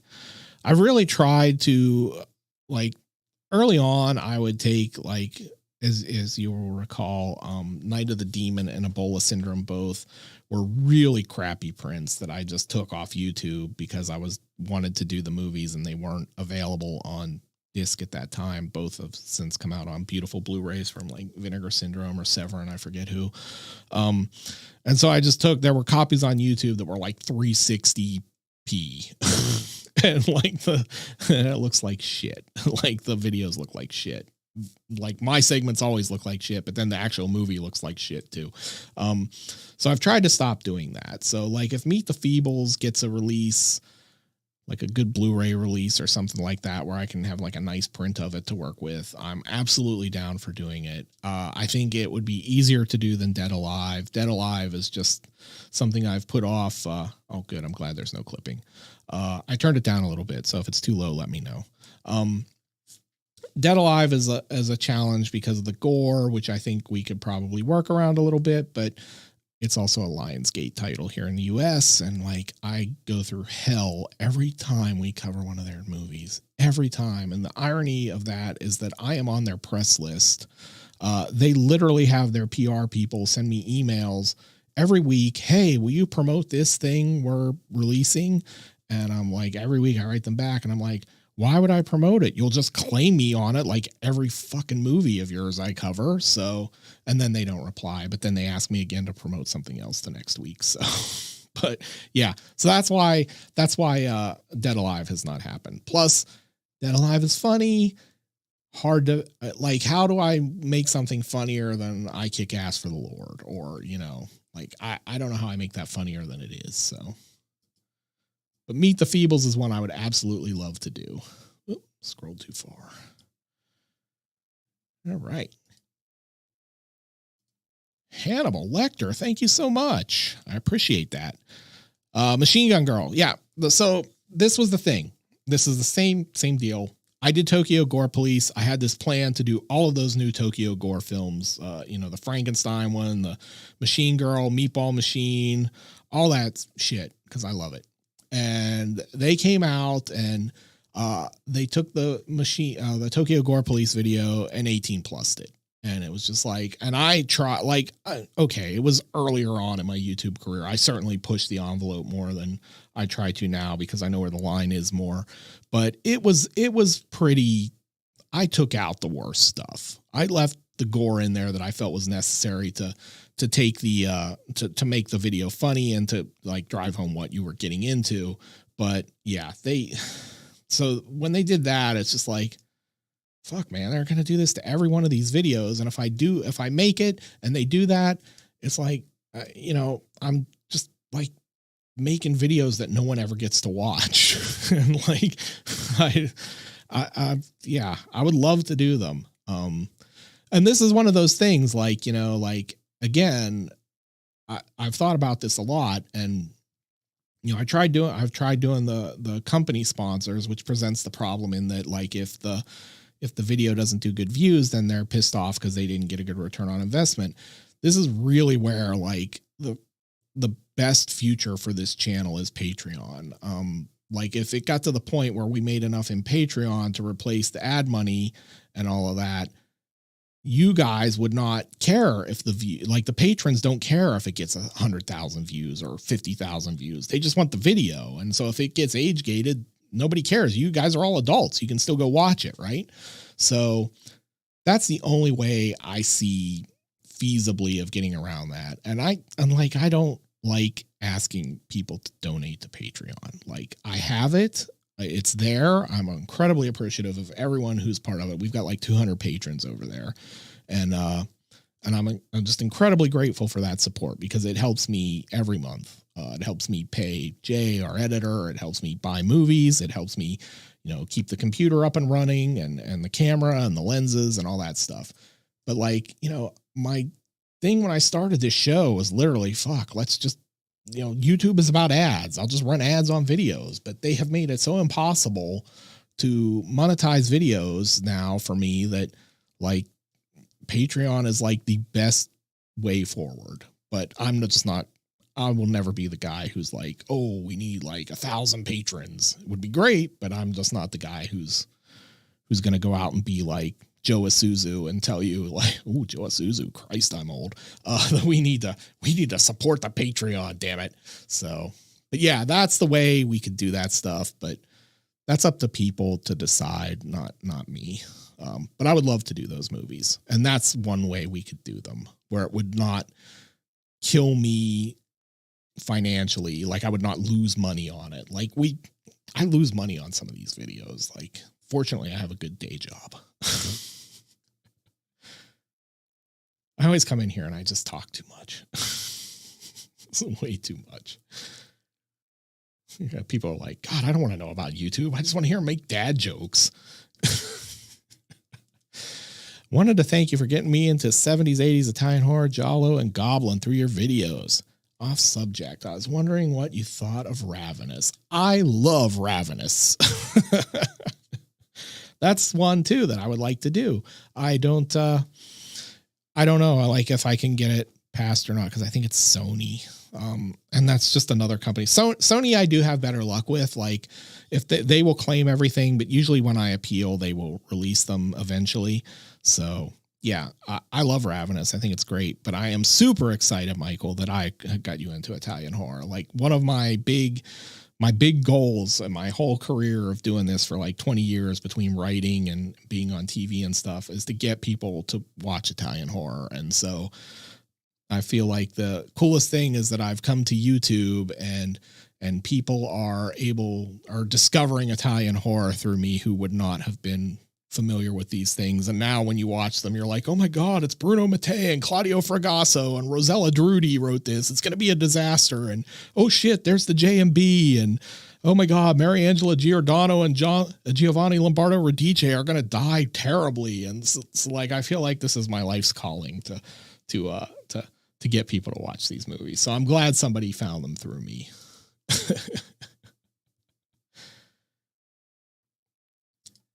Hey, NW, thanks for coming. Yeah, well, and it's never like I go to Tubi and pick a movie. It's just Tubi has so many movies in line with what I like that like I cover stuff, and then somebody's like, oh yeah, you can go watch it on Tubi. And I'm like, oh great. Then don't bother clicking my Amazon link to go buy it. Just go watch it on Tubi. I am really mixed on Creepshow. Like, there are some episodes I really like I really like the Evil Dead riff. And then sometimes it's like, it's okay. That show is, yeah, I watch it, but I wish I loved it more. We'll always have Adam and Eve, guys. Hey, Piz is here. Piz is another guy you should be watching. He does great horror content, and his brother Jeremy is a hoot. Like, I love the Jeremy videos as much as I love the horror content over there. That is a great channel. Seriously, if you're not subscribed to Piz, go check him out. Thanks for coming by, man. I appreciate that. Dude, I did Shock 'em Dead. I love Shock 'em Dead. Love Shock 'em Dead. Like, unhealthy love of Shock 'em Dead. I did that one way early in the channel history. So it's rough by modern horror geek standards, but I love that friggin' movie, man. That just what a disaster of a movie, but it's so good.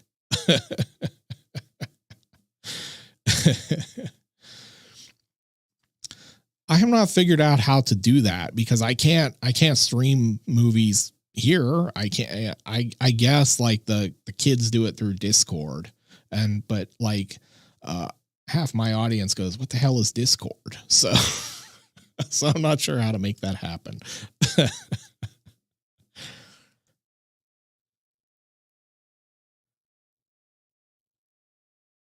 What else have we got here?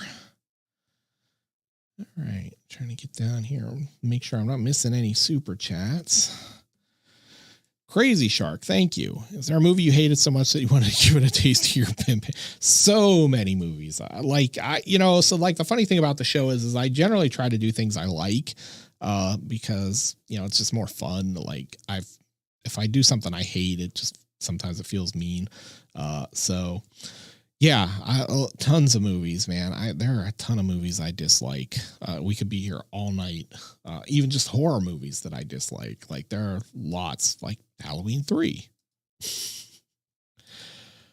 Not yet, although he is on the list. I have a bunch of his movies in the collection, so I would absolutely do some of them at some point. Yeah, they're hard to make funny, I think, but I'm gonna try it anyway. Hopefully it will work. Yeah. All right. I'm sorry, guys. I'm so behind. Like, every time I start to catch up, like, I'm just fall back behind. I'm missing all these good chats, man. I literally need somebody to like run the chat for me. Hey man, thanks for coming by. I appreciate that. It's always nice to see like all these guys who are, I see in the comments, and when I see you all in the live chat, it's like super nice. Nice fan has been a nice hookup for stuff. He finds stuff for me sometimes when I'm like looking for something, because I don't want to go on all the gray market sites looking for things. So I appreciate that.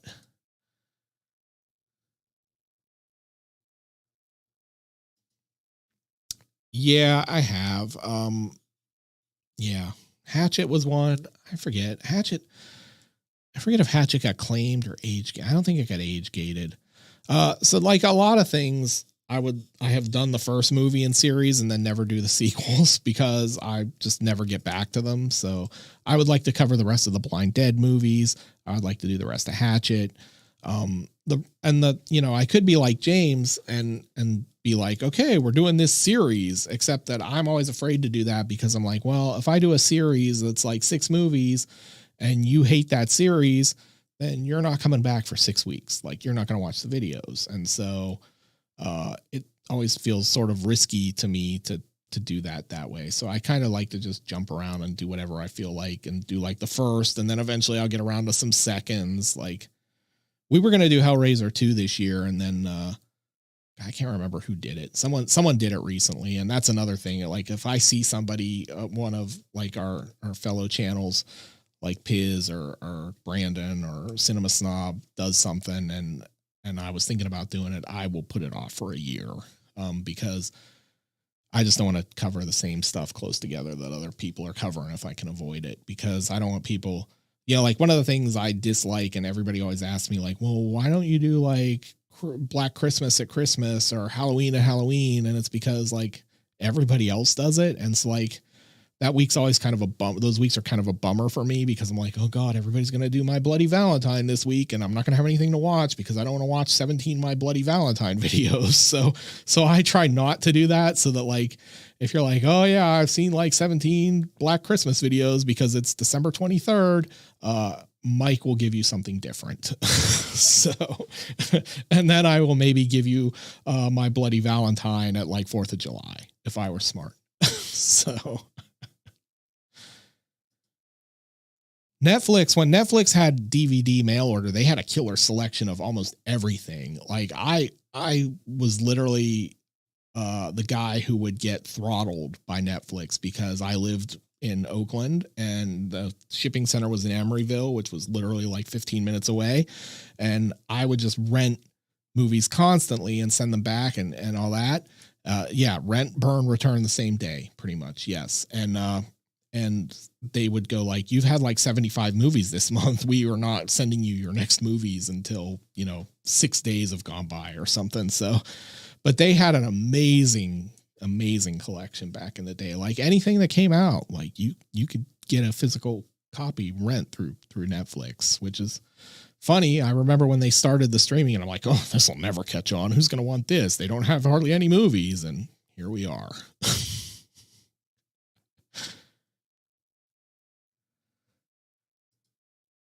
I was thinking about Tone Deaf Leopard the other day. I come up with the stupidest shit and I don't even know where it comes from half the time. Like I'm just sitting around watching this movie and I'm like, oh yeah, it's Tone Deaf Leopard. I'm an idiot. Hey, alternate title guy. So I love all the comments, right? But I have 2 comments every week. I have Andrew, who gives me alternate titles for every movie that I cover, which are hilarious. You have to find them in the comments and go read them because like they're always funny and they're always tied into the movie in some crazy way. Like because Barbara Crampton was in Puppet Master, my favorite one of last week was like alternate title for Puppet Master was Crampton Comes Alive, which made me laugh for like 5 minutes. And he does this every week, like a machine. And another guy, at least I'm assuming it's a guy, I don't know. I think it's AABB, does song lyrics for the movies, like to a popular song. And he writes them out and he does them like, I don't know how he does it. Like if he's bugging my house or what, because I will literally post that, the Wednesday, the coming Wednesday, this movie, the community post, and he will be like 5 minutes later, he will have like, a verse to a song, a popular song with lyrics that fit the movie. And it's like, it cracks me up every week. So you guys, thank you. I love all the comments, but you guys literally make me laugh every week with those bits. Hilarious shit.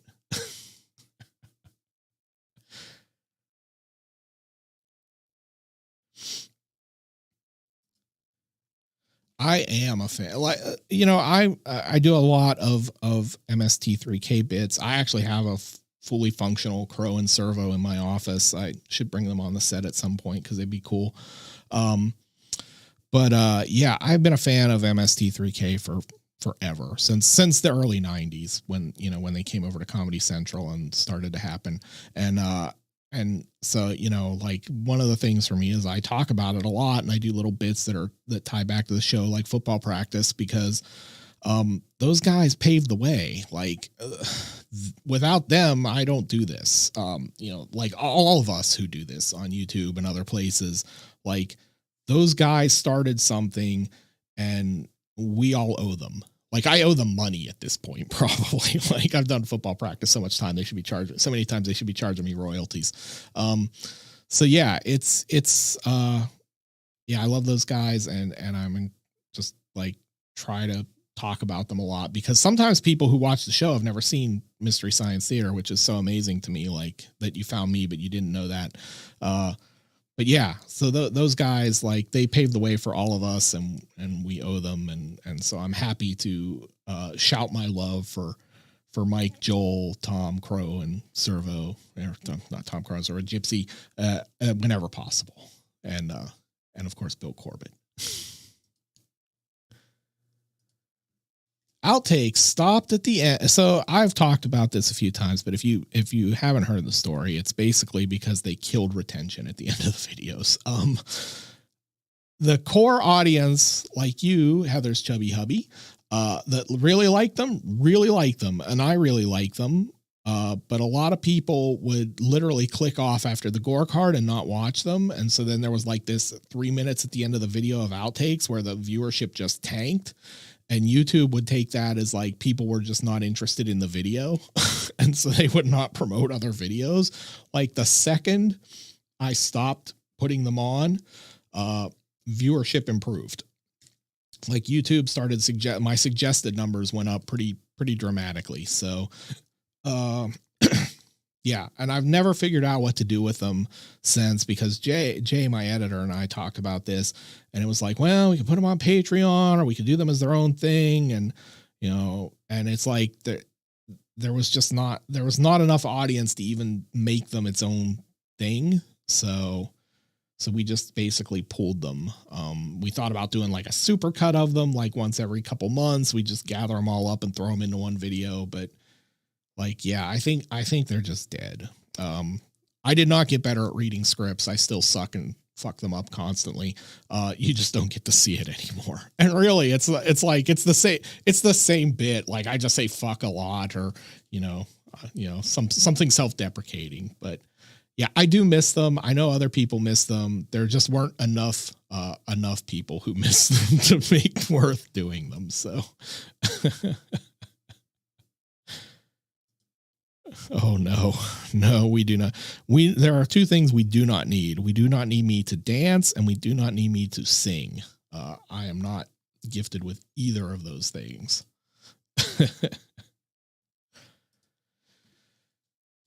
Right. Hey, the Red Lens. Thank you. From a guy who grew up watching many of the horrors you cover. Love your work, my man. Keep it up. Yeah, this is it. So like I do these weird movies and like the audience is mostly people my age who grew up with this stuff. And I'm glad because, it's like a lot of the new stuff. I don't have any interest in covering it. Like I wanted to do the sadness, but there's no way that was getting through. So, but like most of the new stuff, I'd rather just kind of do the old stuff. So, and I'm glad so many of you grew up with it and like to revisit it and hang out with me while I do it.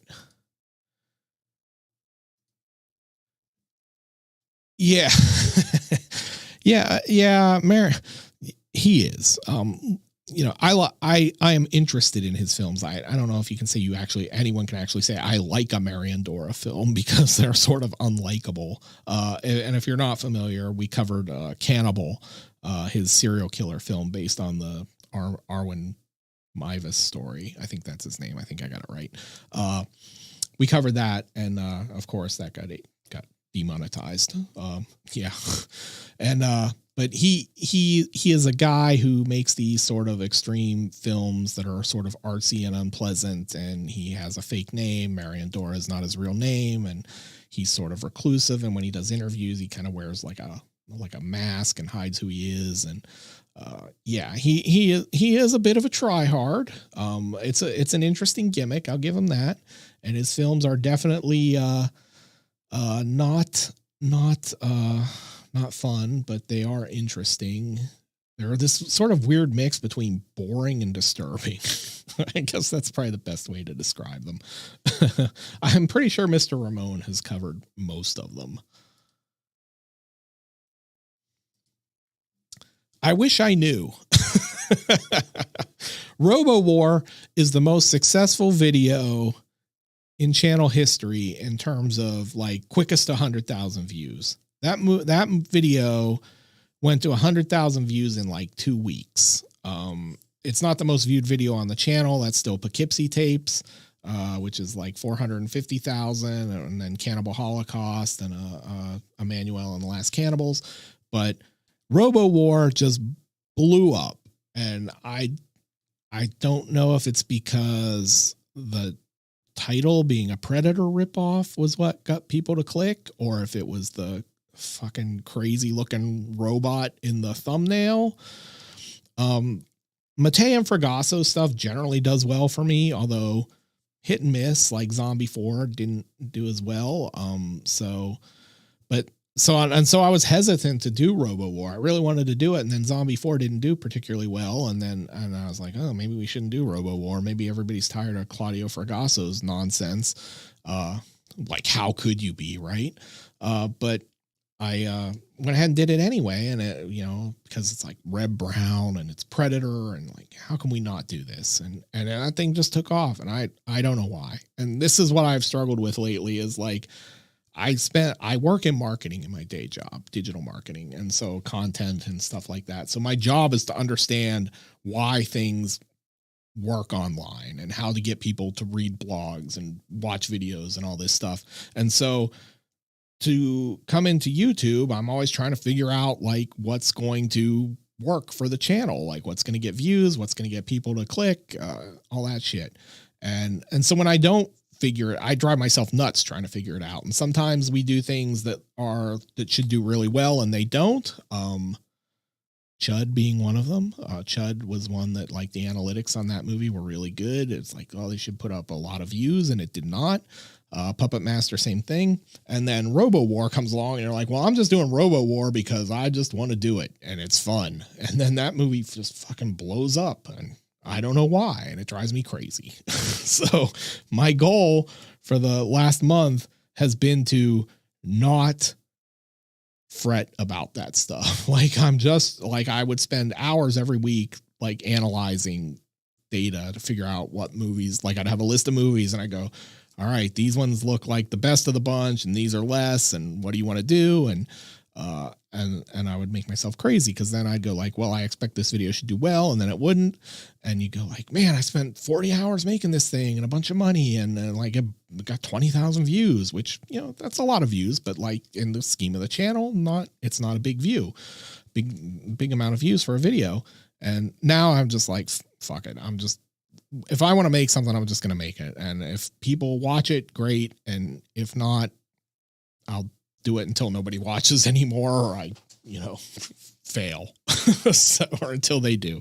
But yeah, I don't know why that one did well. I wish I could replicate it. It's fun. I think like the Matei Fragasso stuff does well. Cruel Jaws did really well. So like the more rip off something those two do, the better it seems to do if I pitch it that way.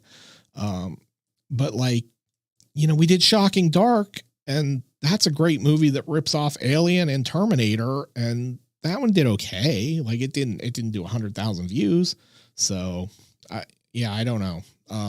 The second anybody tells you they know, other than like maybe Mr. Beast, you let me know, because I think most people are full of it. I think a lot of us just, sometimes you get lucky and the machines promote you, and sometimes you get screwed. Hey, Billy Bob, how you doing? Glad you made it.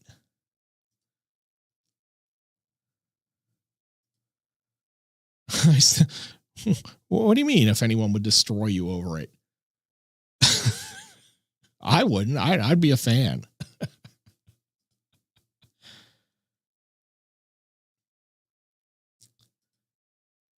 Yes, 100%. I actually, it's funny because I was talking, Steven and I, the guy who runs Unearthed, our friends, like online friends, Steven, when he first started Unearthed, like back in the day, the DVD days, like sent me review copies of literally everything they put out. So like I have a ton. That's how I have Cannibals still.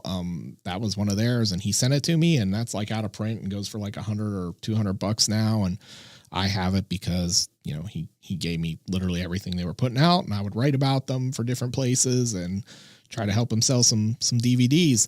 And I love Dr. Lamb.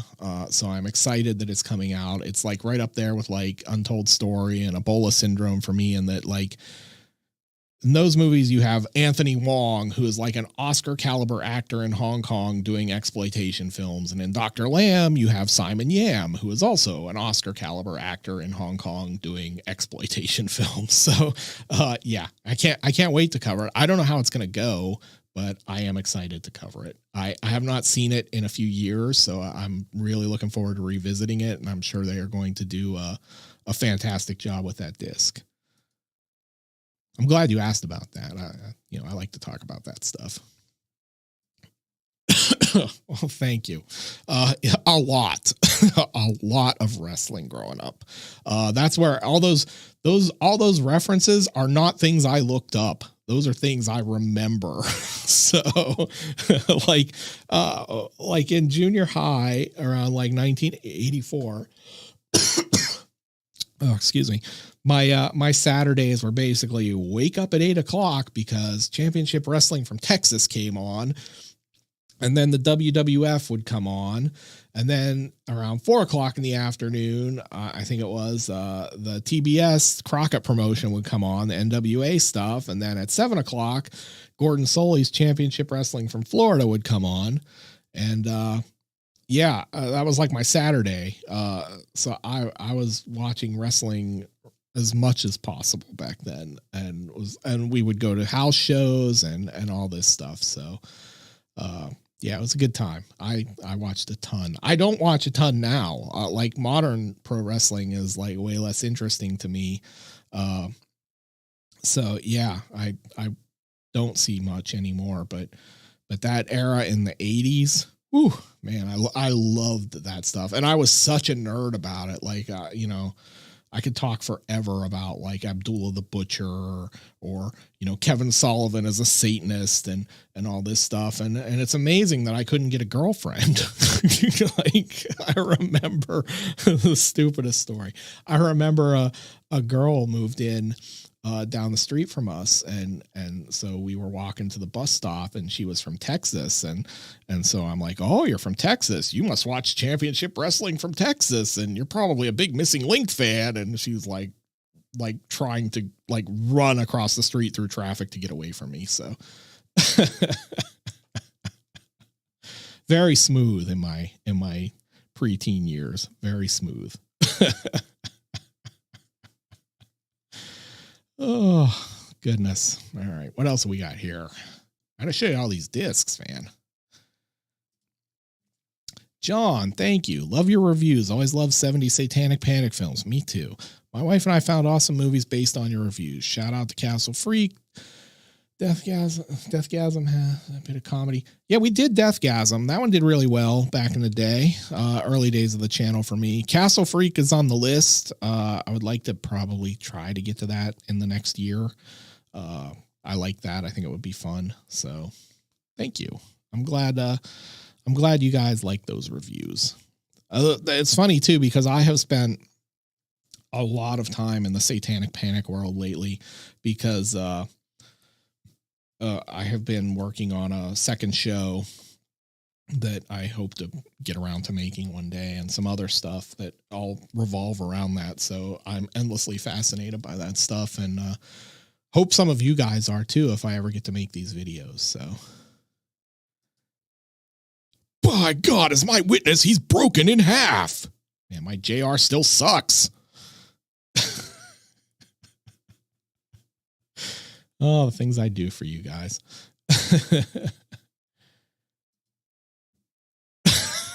I don't even understand this question. Is this an I'm old thing? I'm so lost. I'm gonna go with where goo, because goo. Oh, yeah. I don't either. I mean, it's got Tom Atkins in it. That's a good thing. But yeah, I don't get the love for it either. Well documented. It makes everybody crazy that I don't love Halloween 3. Hey, thanks, Mr. Galactus. I appreciate that. As I said, I always feel bad when you guys super chat and there's no question or even a comment. If this is for me, we have done Guinea Pig, Flower, Flesh and Blood, and Devil's Experiment.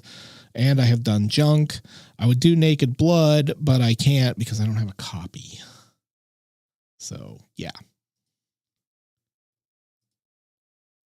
Lionsgate. I'd like to do those because I actually like those movies. I think I like them more than Saw. But yeah, they're Lionsgate. And it's like 70-30 that it would get claimed and not released. So the interesting thing with that is, like, when I do something that's directly Lionsgate, like Laid to Rest, and what they did to Laid to Rest, again, sorry, I'm going to go on a rant. What they did to Laid to Rest was really shitty. Like, they claimed Laid to Rest as soon as we put it up, like they always do. And I put it up like a week in advance so we could try to cut around it and appeal, even though they never released the appeals. So we cut around it and cut around it and cut around it. And after, like, I don't know, 8 versions on a Friday afternoon, it finally went through and didn't get claimed. And so we were super excited, like, hey, we finally cut a Lionsgate one that they left alone. And so I left it up, and then it sat up, and then Wednesday came and I hit publish and it premiered. And by 2:00 that afternoon, they claimed it manually. So literally someone at Lionsgate sat around, saw us putting it up and it getting claimed and keep re-uploading it and fixing it. And then they stopped claiming it. They turned off the claim on it and let it sit. And then they waited until it was published because it would be harder. To fix it, I would have to take it down and redo it, and I'd lose all those views. And then claimed it again. And so that was the shittiest thing before Lady Terminator. So, yeah. So, but we've had luck with the Vestron video stuff. Lionsgate technically owns that imprint and puts that stuff out under the Vestron label. So like Dagon and all that were Vestron releases, From Beyond, etc. And they claim them, but we've had better luck getting those released. I'm not sure why, but we have had better luck with that. So if it was something like that, so that gives me hope that, like, maybe someday we could do the Gate or something, which is not particularly gory, but would be fun to do. Yeah, so those we've had better luck with. Like, I don't think they claimed From Beyond at all, which was astonishing to me.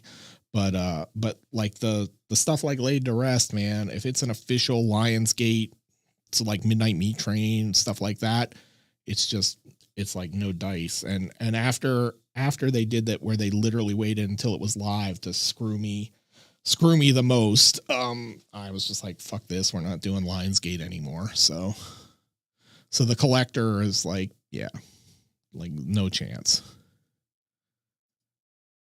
I love Martin, and I was very disappointed to see that it just came out like late this week that we are not getting the extended cut on the new disc they're doing, because I guess Rubenstein is not going to let them have the rights to use it. So I suspect we'll do it, but I would really like that extended cut.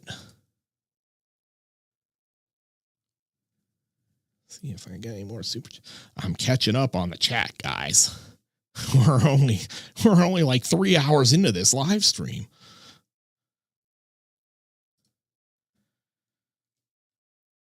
I have not. You know what? I've never even seen that. So is it good? Interesting premise, but horrible execution. I guess not. That's one I have not seen. So no, I have not considered doing that one. Is it on disc? Is it streaming somewhere? I'm kind of curious to see what it's about. And thank you for the super chat. Xmas outtake show. Nothing says holidays more than me saying fuck a lot, right?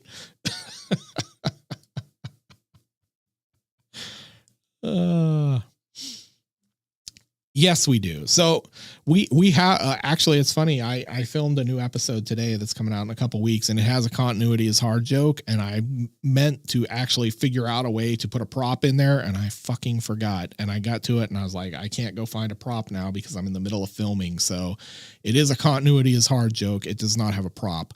I need to go like buy props for that. We haven't had a lot of them lately. Like there are stretches where the movies have like just blatant continuity issues that, you know, that are, I have to point out. And then sometimes like they just don't, like somebody's actually doing their job. So in those instances, I can't make it, and we haven't had one, but we had one in an upcoming video. So I have not seen Crimes of the Future yet either, by the way. That's one I should see. No. I used to go to one of those fancy, those fancy male beard salon things, and they used to put like oil in it and all that stuff, and it was nice, but I don't like I'm like a weird thing about texture, so and smells. So like the beard oil would always like be cool, but it would also like kind of bug me, the smell of it. So no, it's pretty much just all natural.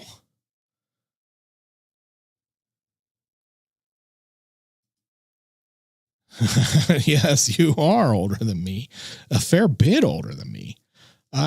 You, Jack, are the person who shows up in my demographics, like the 0.1% who's over 65 of my viewership. So thank you.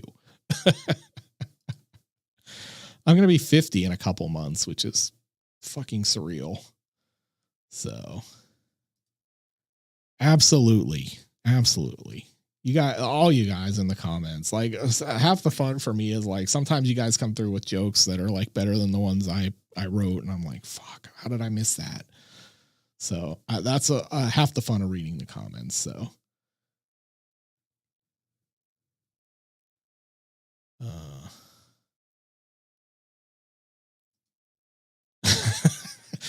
that's harsh, Chuck. I can't go that far. I like the guy for the most part. Oh, you should. Oh, you should watch the movie. You should watch the video and the movie because it's amazing. I love Bermudos.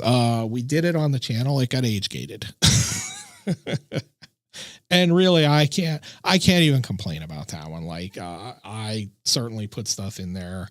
This was at a time when YouTube was not as crazy as they are now, but I definitely put stuff in there that I knew was going to be a problem. And I was like, fuck it, I don't care. This is Bermudos. How are you going to make Bermudos like family friendly?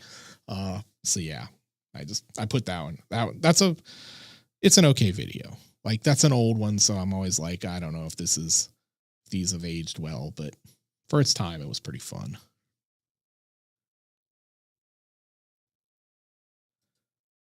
Is that the French one, aka Ills or whatever, with the kids? I've thought about doing that one.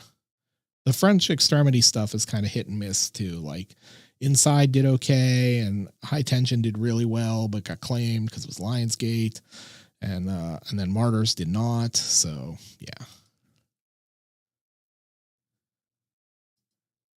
I was talking about you. Just those songs crack me up, man. Yeah, I've done the first one. I hope to eventually do all of them. So it's funny because the first one did pretty well for me, and then I never did the sequels because the second one was kind of closer to 2 hours, as I recall. Like, it's not 2 hours, but it's like over an hour and 45 minutes or something.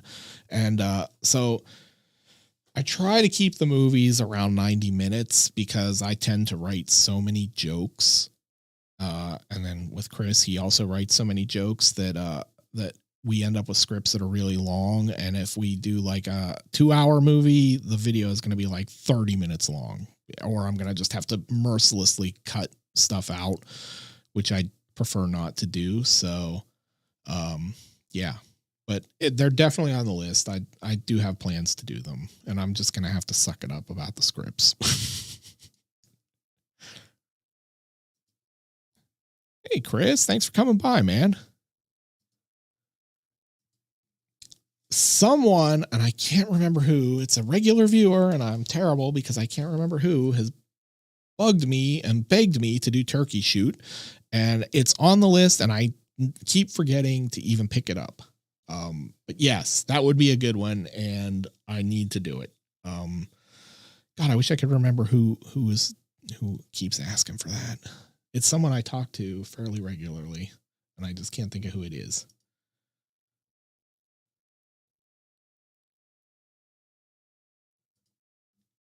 I love Savini.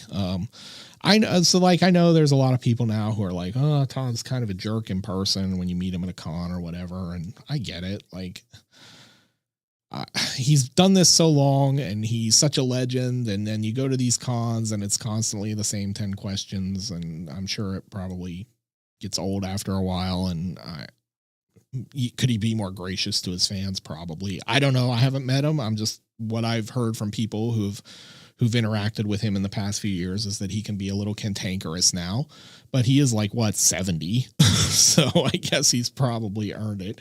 But yeah. So but I love Tom. Guy's a fucking legend.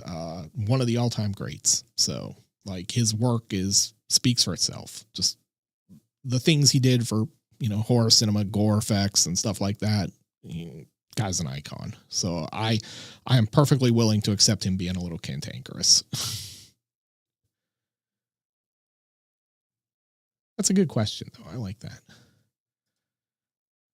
Dottie, you're in luck because I did it a few months ago, like Valentine's Day. That was my Valentine's Day movie. It did not do well, which bums me out because I love that one so much.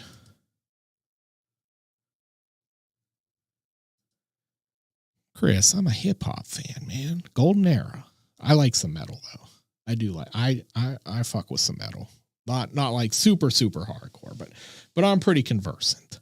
But my primary love is golden era rap music.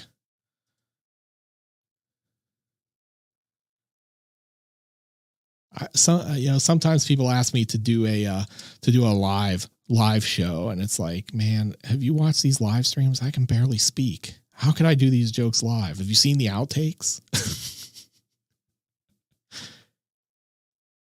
All right, gotta find. I know there's more here. I'm just trying to scroll. Hello to everyone who's come in late or shown up since we started. Not like late is a bad thing. Late is good. I like it. Glad people are here. I can't believe people are still here. Oh my goodness. All right, here we go. Gretchen with the 16 names is back. I'm going to start calling Gretchen Joe D'Amato because she's got all those names, or Bruno Mattei. Just to thank you for the more titles to come. I crush hard on John Sachs. Yes. Cannibal Apocalypse. Look, I'm a straight man, but I crush hard on John Saxon. He's one of my man crushes. Him and Christopher George, man, those guys are something. I'm a big fan of both of them. So, yeah, we actually have a John Saxon movie coming up very soon. So you'll be happy about that. It's, I'm just going to tell you, cause you're going to see it. We're let me get it out of the stack here. We are going to do Beyond Evil, which not only has John Saxon, but also has Linda Day George. Will she scream bastard? Maybe not in the movie, but I bet she does in the video. So that is one we will definitely be doing in the very near future. So if you like John Saxon and Linda Day George, you're going to be happy. That's a weird movie.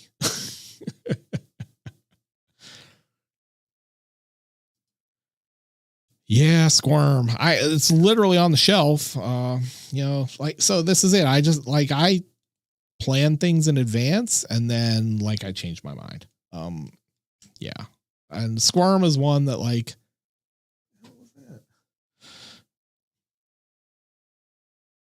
thought I saw something. See, scary noises again. Jesus Christ. Yeah. So Squirm is one that I think I did something that was similar and then it didn't do well. And then I went oh, I shouldn't do Squirm. I don't remember. But it's on the shelf. So that's a plus. So, there's a lot of stuff on the shelf, but I hope I'm going to get to it. Squirm. What did I do that was sort of similar to Squirm and then it didn't do well? I can't remember.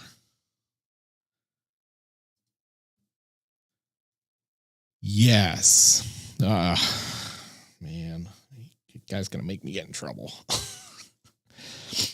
I hate those fucking videos. I'm sorry. The guys who make those fucking videos, 90% of them don't know what the fuck they're talking about. And I will tell you, I don't know if I'm allowed to talk about this or not, but I am about to be involved in a project talking about disturbing movie iceberg videos made by people who actually know about the disturbing movies that are on the icebergs. So that's, I'm doing that with a bunch of other YouTubers. So that should happen at some point. Which reminds me that I actually need to schedule my interview for it. But I those videos bug me, not because the movies, although I will talk about that as well. The idea that it's a disturbing movie iceberg is ridiculous because some of that stuff is not a movie. They're not movies. They're mixtapes of, terrible things or stuff you would find on Best Gore or Most Dangerous People on Earth or whatever the hell that MD Pope stands for. I don't remember anymore, but most deranged person on planet Earth or whatever. So I've been around and seen a lot of that stuff from back in the days when you couldn't go on the internet and find it. It was all VHS tape trading and shit like that. And so those videos are such a disinformation system, a propaganda system that oh, this stuff is illegal and you can only get it on the dark web and all this horse shit. And a lot of it they aren't movies. So if you want to call it a disturbing movie iceberg, it should be about movies. And a lot of the stuff is not a movie. The Luca Magnotti video is not a movie. It's a video, but it's not a movie. So yeah, they're a sore spot for me. And then what really kills me about it, and I'm not saying everyone who's made a video about it has no clue what they're talking about. I have seen a couple people that, that I believe actually, are familiar with this stuff. And, but I see, I saw the one that kicked it off and it was clear, and I have nothing against this guy. I don't know him at all. And I'm not trying to start beef or anything like that, but he hadn't even seen most of the stuff. So I'm going to make this movie and talk about these things, and I haven't even seen most of it. So, I think that's what my friend who is doing a project about this stuff kind of wants to set straight, is he wants people who've actually been, seen this messed up stuff to kind of talk about it and set the record straight and, give you a different perspective about it. And I'm always kind of hesitant to do that because I don't cover that kind of stuff anymore. I did back in the day some, and, but yeah, it frustrates me because it just creates a lot of misinformation and people talking about snuff and all this shit. And it's just sensationalized. And I would like to try to be part of correcting and removing some of the hysteria about those list videos. So, but yeah, sorry, I went off on a rant there. That one's one that's a hot button topic for me. Can we watch you lift? So they usually go up on Instagram. I haven't put up one in a while, but yes, if you want to see me lift, Instagram is usually where you will see me lift.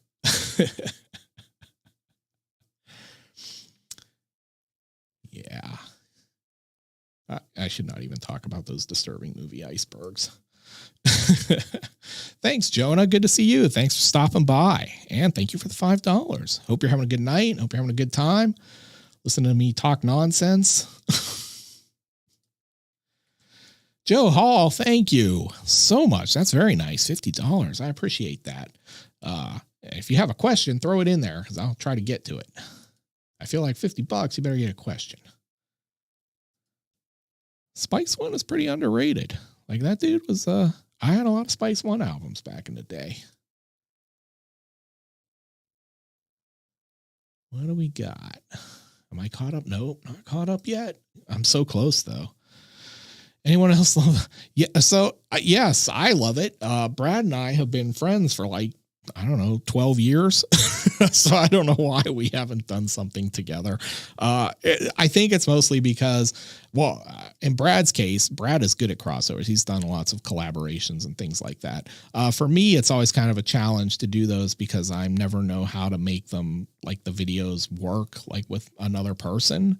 But yeah, I have a list. Like I would love to work with Brad at Cinema Snob. I'd love to work with Brandon on something, Decker, Piz, all these guys, Spooky Rice. Like Spooky Rice and I would be fun because he's so young and I'm so old. Like I just think that would be sort of hilarious if we did something together at some point. But but when I started the channel, I spent time talking to Dead Meat James, so there was that.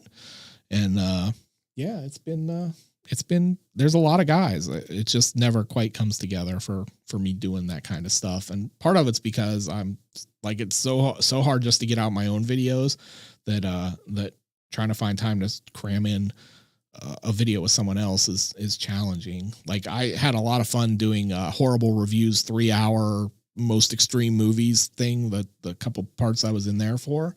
But, it was even hard just to fit that in. So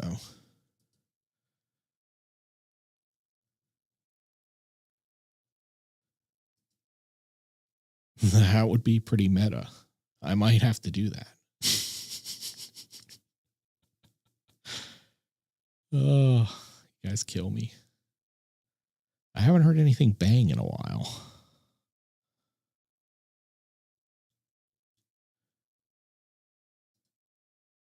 Yeah, it is. Well, and like again, I don't want to beat the dead horse on this. I just think like those videos, like they're researched, but like if you haven't seen the videos, like I don't know why I want to hear you talk about them. So be like me doing a show about romantic comedies. I don't watch romantic comedies, but I read about them once, and so I'm gonna tell you about them.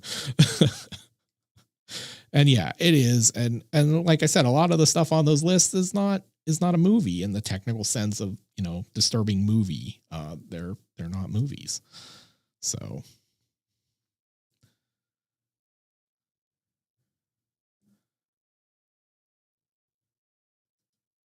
Oh my God, don't get me started.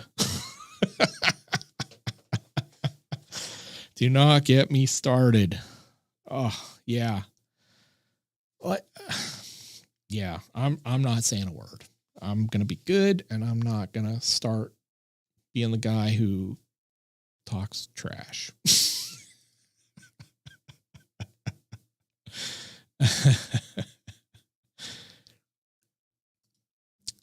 Yeah, me and Spooky would be fun. I totally believe that because, Spooky has like a sense of humor that overlaps with mine. Obviously, he's too young to have dad humor, but he likes anime and video games, and I like video games, and we like a lot of the same video game. Like we both love Yakuza and Phoenix Wright and Danganronpa and all that stuff. So, yeah, I think it would be fun. But Spooky's like, I think he's just super busy with school and stuff. And, and I think it's probably hard for him to collab too. So, but he'd be fun. Like a lot of guys, like stitch together picks. Andy, that guy's funny. I'd like to work with Wolfula's funny. I'd work with him. But yeah, it's just hard to fit that stuff in. So.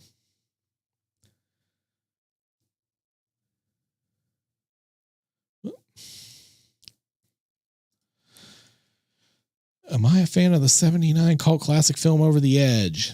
No, I don't know if I've seen that. Not positive I've seen that. I'm going to have to look later, and I will let you know if I have. And thank you for the $5. I keep forgetting to say thank you for that. I'm terrible. Hey, I'm caught up. All right. Now that I'm caught up with those, and I know I missed a bazillion other chats in there, let's talk about some of these videos that I've picked up, these discs that will be future episodes or potentially future episodes. I have bought a lot of movies lately, like Vinegar Syndrome had their halfway to Black Friday sale. Who else? Severin had their sale. My Severin stuff hasn't come in yet. There was a Criterion sale as usual. I was going to finally splurge and get the Zatoichi box set for 50% off. And of course, for some reason it was only 25% off. Oh, Bad Dog, you're here. All right. We gotta sidetrack for a second. I know you're shocked. Bad Dog. How you doing, man? I don't know if I've asked this before, but who's your favorite director of all time? So this is again, I can't narrow it down to one, but, favorite of all time includes Kubrick. Kubrick is pretty close to the top seed. Takeshi Kitano, love Takeshi Kitano's films. He is very close as well. He's right up there with Kubrick for me. Really like Wong Kar-wai, Argento, obviously. Yeah. So those are like my mains. And then, I'm a big John Woo fan. Johnny To, a lot of Asian directors. So, obviously Kurosawa. So yeah, but yeah, if it comes down to the top two, it's Kubrick and Kitano. I wanted to write a book about Kitano for a long time and just never gotten around to it because his films don't have a lot written about them in America, although they've become popular in America. And I love his gangster films to death. So that would be my picks. An iceberg video would be Titanic. Yes, it would. Yes, it would.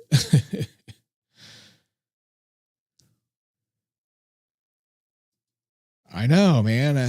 All that banging around. I don't know what's going on out there. I'm kind of afraid to go out there and look. Oh man. All right. So let's get to some of these movies. I'll try to be quick with these because we've been here forever.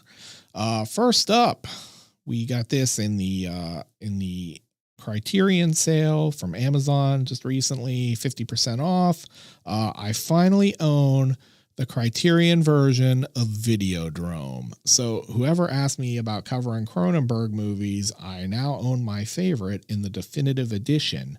I think Videodrome is likely to be not a Sick Flicks video. I think it's probably going to be a deep cuts video because I have a sort of interesting thought about how it is sort of eerily prescient when it comes to modern media.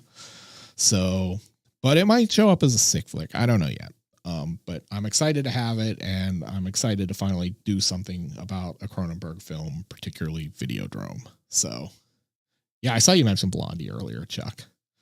Also from the Criterion sale, I picked up not horror, but my other passion, samurai films. The Lady Snowblood collection. Sorry about the light glare there. Trying to get that right. These are the two films in the Lady Snowblood collection, Lady Snowblood and Lady Snowblood Love Song of Vengeance.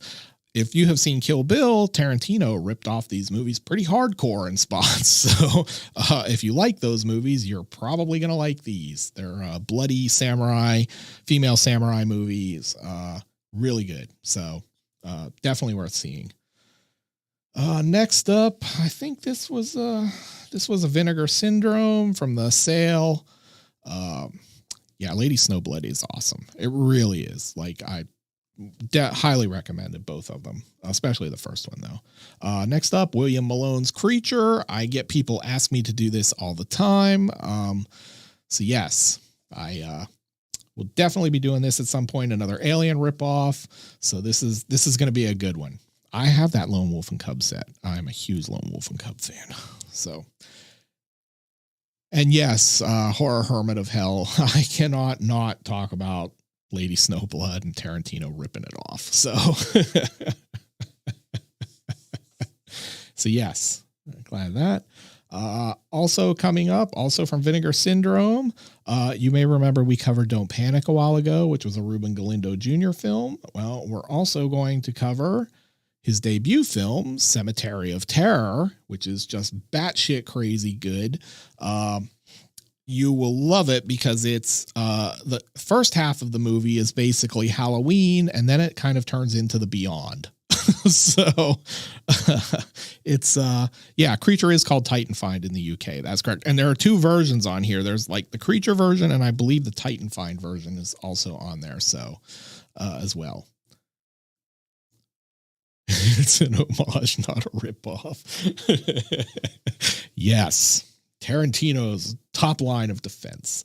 Yeah. You know, what's funny is like, I really was, like all guys in the early 90s who were like college age. I was a big Tarantino fan. Like, you couldn't be not love like Reservoir Dogs and then Pulp Fiction and all that. But like, I had the problem with him stealing stuff even back then. And the thing was like, he got away with it because he worked in a video store and like, there was no internet. So people had not seen a lot of these movies, but I had. So like when he makes Reservoir Dogs, which feels very much like Ringo Lam's City on Fire, I had seen City on Fire. So I was one of those guys who's like, wait a minute. Yeah. So, and so when you see Lady Snowblood and then you look at Kill Bill, there's definitely some inspiration happening there. So, so yeah, I have this problem that he liberally borrows this stuff and that he's not always forthcoming about borrowing it. And his fans just will go batshit on you if you want to accuse him of taking something without, acknowledging it. It's homage and it's okay. And I get it. Like, homage is cool, but some of his stuff is literally shot for shot, like literally shot for shot. Like, he watched this and just storyboarded and said, oh yeah, we'll just take this scene. So I don't talk about Tarantino a lot because I don't want the grief, but yeah, Lady Snowblood, he does admit it sometimes, but he didn't admit it about City on Fire for a long fucking time. Like he finally just reached the point where he couldn't deny it anymore. And so since then he's started to admit it, but yeah, I don't know. Again, it's a peeve for me. So moving on. Next up, this is scripted but not filmed yet, but we are going to do Zombie 5, Killing Birds, a movie that doesn't really have any killing birds in it and doesn't have very many zombies either, but man, it's great. Yes, Flying Guillotine is another one he stole from.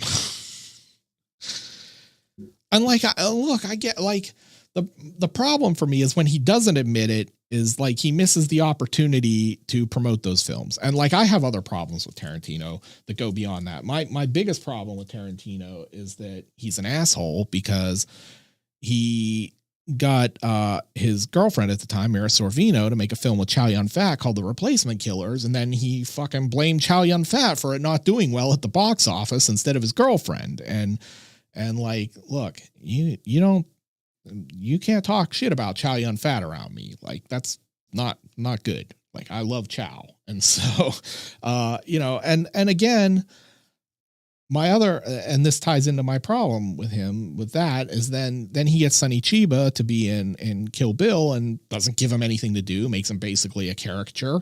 And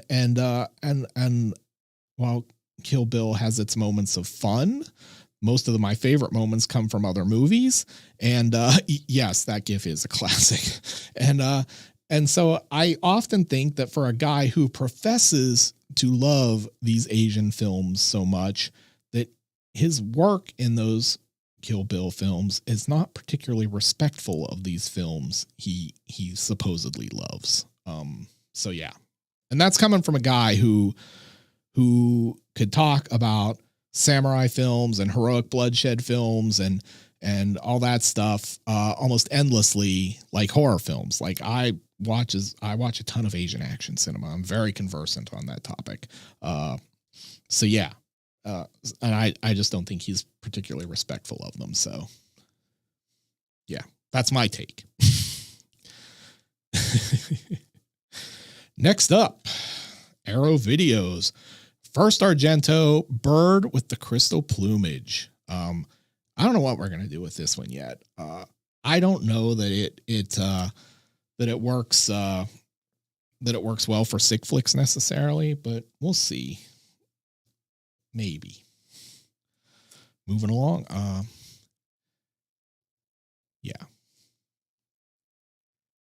Yeah, if you're going to rip off something, you might as well promote the thing. That's absolutely true. And this was the thing, like, you know, he fought the city on fire thing for a long time early on because there was no internet and you could not prove it necessarily. It was harder to prove back then. Hey, Jaded, thank you. I'm glad you got to come hang out and it was good for you. And thanks for coming. I hope you have a good night and that things get better. So yeah, I don't want to turn this into the bag on Tarantino stream either, but it's an issue I have. Do I think M. Night is more respectful? Yeah, I think so. Like, I don't know. Tarantino is just like, he's confusing to me. I have done Bay of Blood. Yes. Yeah, he's confusing to me. Like yeah, it's a whole other stream. I'm just not going to go into that because it'll be an hour discussion as I try to figure this out. And yeah, so yeah, moving along. Avatar did rip off 4 movies at least. No, right now I'm not prioritizing this stuff in any particular way. As I kind of mentioned earlier, I'm just trying to just do what I feel like because prioritizing the stuff often does not work out in the best way. So just makes me crazy. So I'm just kind of doing, if I have this stack of stuff and I'm like, well, I'll do this. And we'd been on this run of where we hadn't done any Italian for a while. So I was happy to get back to it after like Chud and Motel Hell and Puppet Master. And then we've got The Howling this week. And so, yeah, so I was just like happy to get back to some foreign horror. So that was the only prioritization there. Next up, another Ruben Galindo Jr. movie, Grave Robbers. Like, yeah, I don't remember. Oh, thank you, Filthy. I don't remember much about this one. Like, I saw this without subtitles. Someone sent me this on a VHS bootleg back in the day, like a dub that had no subtitles. But I remember mostly liking it, even though I didn't really know what was going on. Yes. So, but going back, Cemetery of Terror literally is like the first half of the movie is Halloween. And then the second half of the movie basically turns into the Beyond. And it's got Hugo Stiglitz in it, who we last saw in Lindsay's Nightmare City with the running zombies / vampire / whatever they were calling them that week. So I think you're going to like that one. That one's done. I filmed that one. So that one's coming soon. All right. Next up. So this was entirely based on my FOMO because, I see things online and I'm like, I don't even want, this movie's terrible and I don't even want it, but I should buy it because there are only 1,000 copies of it. And I should have it just in case I want to do it at some point. And that is the Blu-ray release of Jacko. They literally, so Make Flicks, J.R. Bookwalter, I think J.R. Bookwalter owns Make Flicks, put this out, and it's a a Pumpkinhead movie type thing, and it's got like John Carradine in it, even though he'd been dead for like 7 years. Hey, the big one, thank you. And then I think Cameron Mitchell was in it, and he was dead too. Like they just spliced them in, and it's got Linnea Quigley, and literally it was a movie where they're like, we're only doing 1,000 copies of this, and yeah. So I was like, this movie's terrible, but I'm gonna buy it. So, oh, did they? That's cool. I'm glad someone's doing it. So like, I was like, who's ever going to put Jacko on Blu-ray again? And like 1,000 copies, I better get in on that. So yeah. And then of course I picked up Lady Terminator. This is the Mondo Macabro release, only on DVD. Yeah, we've been through that saga. I wish it was on Blu-ray. It's also annoying to me. Like, this is literally a US released licensed DVD, and they are, I like Chow. I do. Literally, and Chow Yun Fat.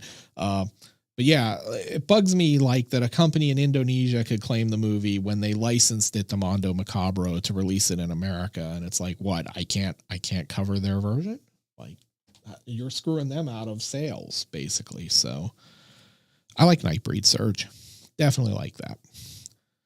And whoever asked about Jaws, yeah, so Jaws is one of my all-time favorite movies. Absolutely love it. Obviously, why I do no boating accident all the time.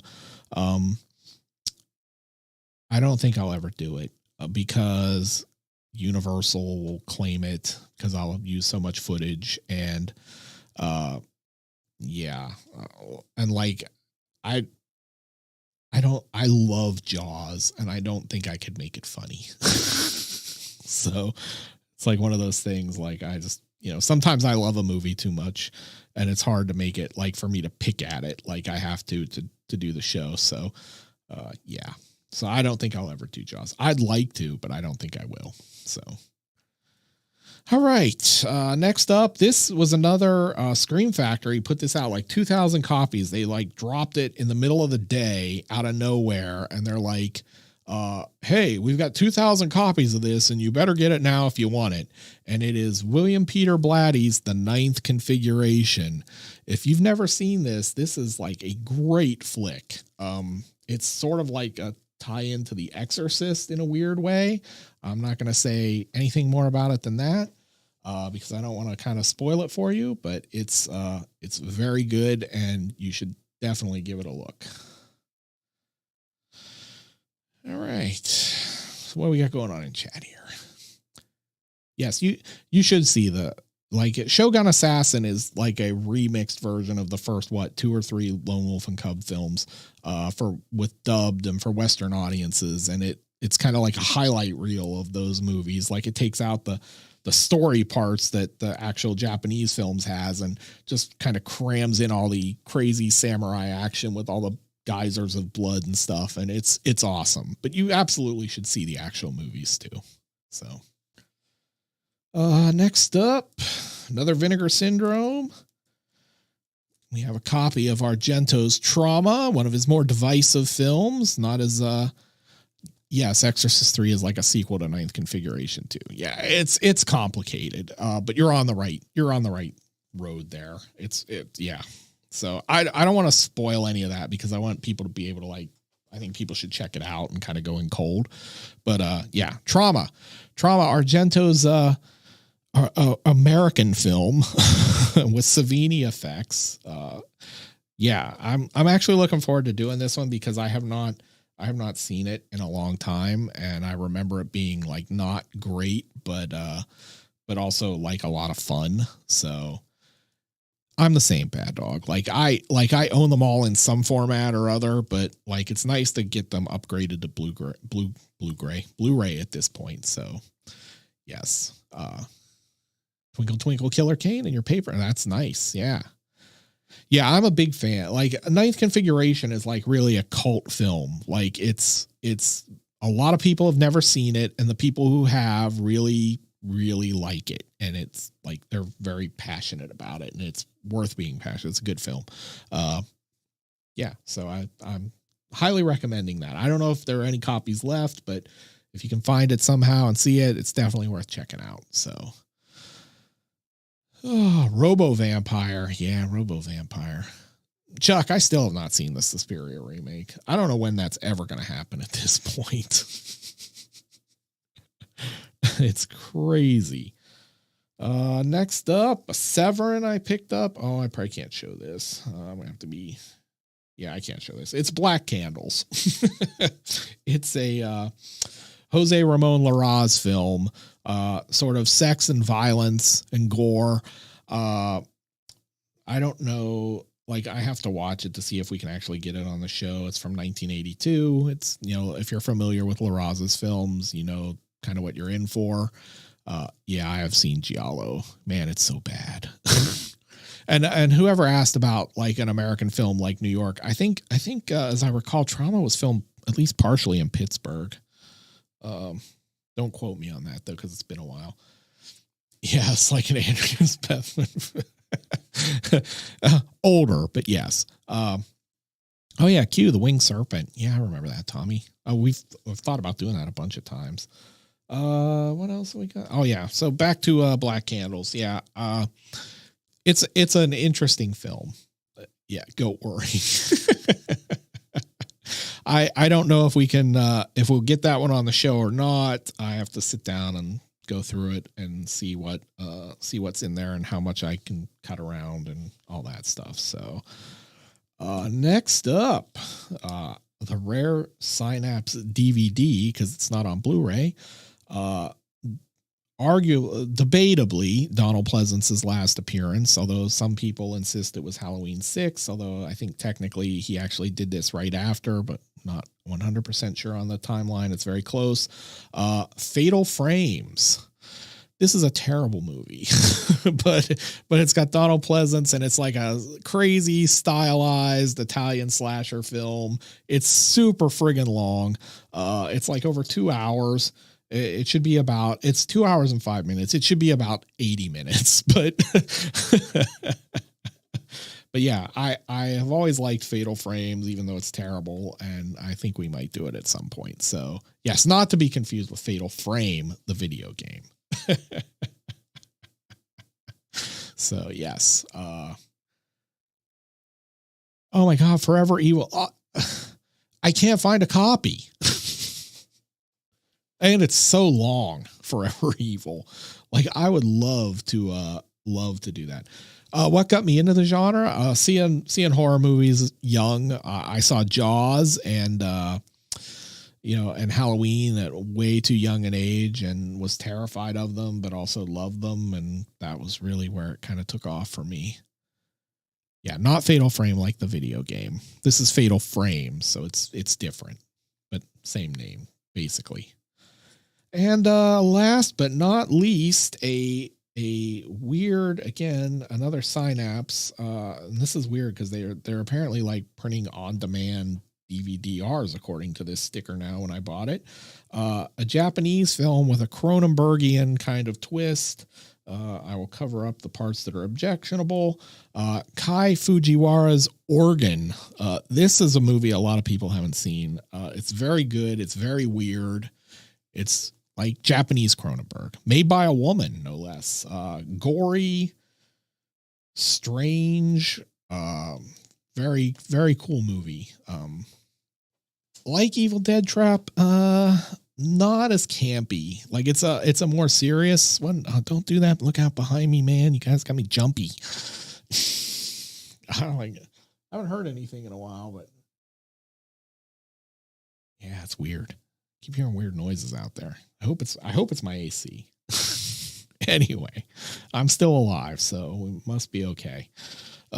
Yeah, so Organ is hard to explain. I could actually read you some of the back of the box if you want. Give you the sort of gist, because most people haven't seen it. Two horrific and blood-drenched stories intertwined in this graphically violent feature from Kai Fujiwara, who was star of Tetsuo, Iron Man. A Tokyo police officer falls victim to a Yakuza body parts selling syndicate. So that right there will tell you that like it's definitely got some Cronenberg vibes to it. It's very gory. I wrote about it way back in the day. I have not seen it since, but it left quite the impression on me. So, yeah, that's what I got. And then I do not have, Odin is like in the other room on the bed pining because we're home alone and he misses all his other people. So he's no help. He's not here to protect me. What did I miss? What's this minority belief about Jaws? Because if somebody said Jaws is not good, that's not going to be good. Oh, Jaws is absolutely horror. 100%. It's literally about a shark eating people. People are terrified. One of the most horrifying human experiences, the things people are most afraid of is being eaten. So yeah, Jaws, 100% a horror film. Organ is a really good film. So, it's very weird. It's very different. And again, it often reminds me of a Cronenberg film. Do I have a stopping point? Black and white and nothing from the 50s. Yes. Basically for me, with the channel, the stopping point, not because I want it to be, but because they just don't do well, is like 1975. Anytime I do stuff before 1975, a hero's journey can be horror. That doesn't preclude horror. Yeah. Like that paradigm fits like every friggin' story. And I'm really not mad. I'm just being feisty. But yeah, anything like before 75 just doesn't do well. I don't know why. I do know why, because like I'm old. And so I think those movies aren't that old, but when you think about it, those movies are almost 50 years old. So, and so like younger audiences, like those movies are slow paced and people just like, they don't click on them. So like when I did, H.G. Lewis's Blood Feast, that didn't do well because it was, it looks ancient by today's standards, I guess. So yeah, anything like that is just like the numbers kind of just prove that, that there's not an audience for them, or not a big enough one. So no, Kichi, no. Who's a big fuzzy baby, Jack? Me? No. It's funny because, so people always ask me, what's the movie that made you sick? And it's always like, Slaughter Vomit Dolls was pretty close, just because I don't like a lot of puking and I'm a big fuzzy baby. Yes, probably. So, but yeah, that's what I got. We haven't got the Vinegar Syndrome, or not Vinegar Syndrome, the Severance stuff from the halfway to Black Friday sale. I've got both the Caligula movies coming, Caligula and Messalina, which was Bruno Mattei's Caligula epic, which is going to be fantastic if I can show it. And we've also got Caligula, the Untold Story, Joe D'Amato's take on Caligula, which will also be fantastic. And then we got Fragasso's Beyond Darkness coming, End War, Raiders of Atlantis, I think, and Warriors of the Year 2072, that like a weird Italian apocalypse, Escape from New York, weird riff thing they went through. And what else? Oh, we got Jess Franco's Mansion of I don't remember. It's a Jess Franco slasher film. So we're going back to Franco land. So yeah. That's what we got coming up. And again, like always, yeah, Caligula, the Untold Story. Mansion of shit. That's not wrong. Yeah, so I don't know. I'm like, some of this stuff will happen sooner than others because, as you know, I constantly like buy stuff and plan it out and then I change my mind.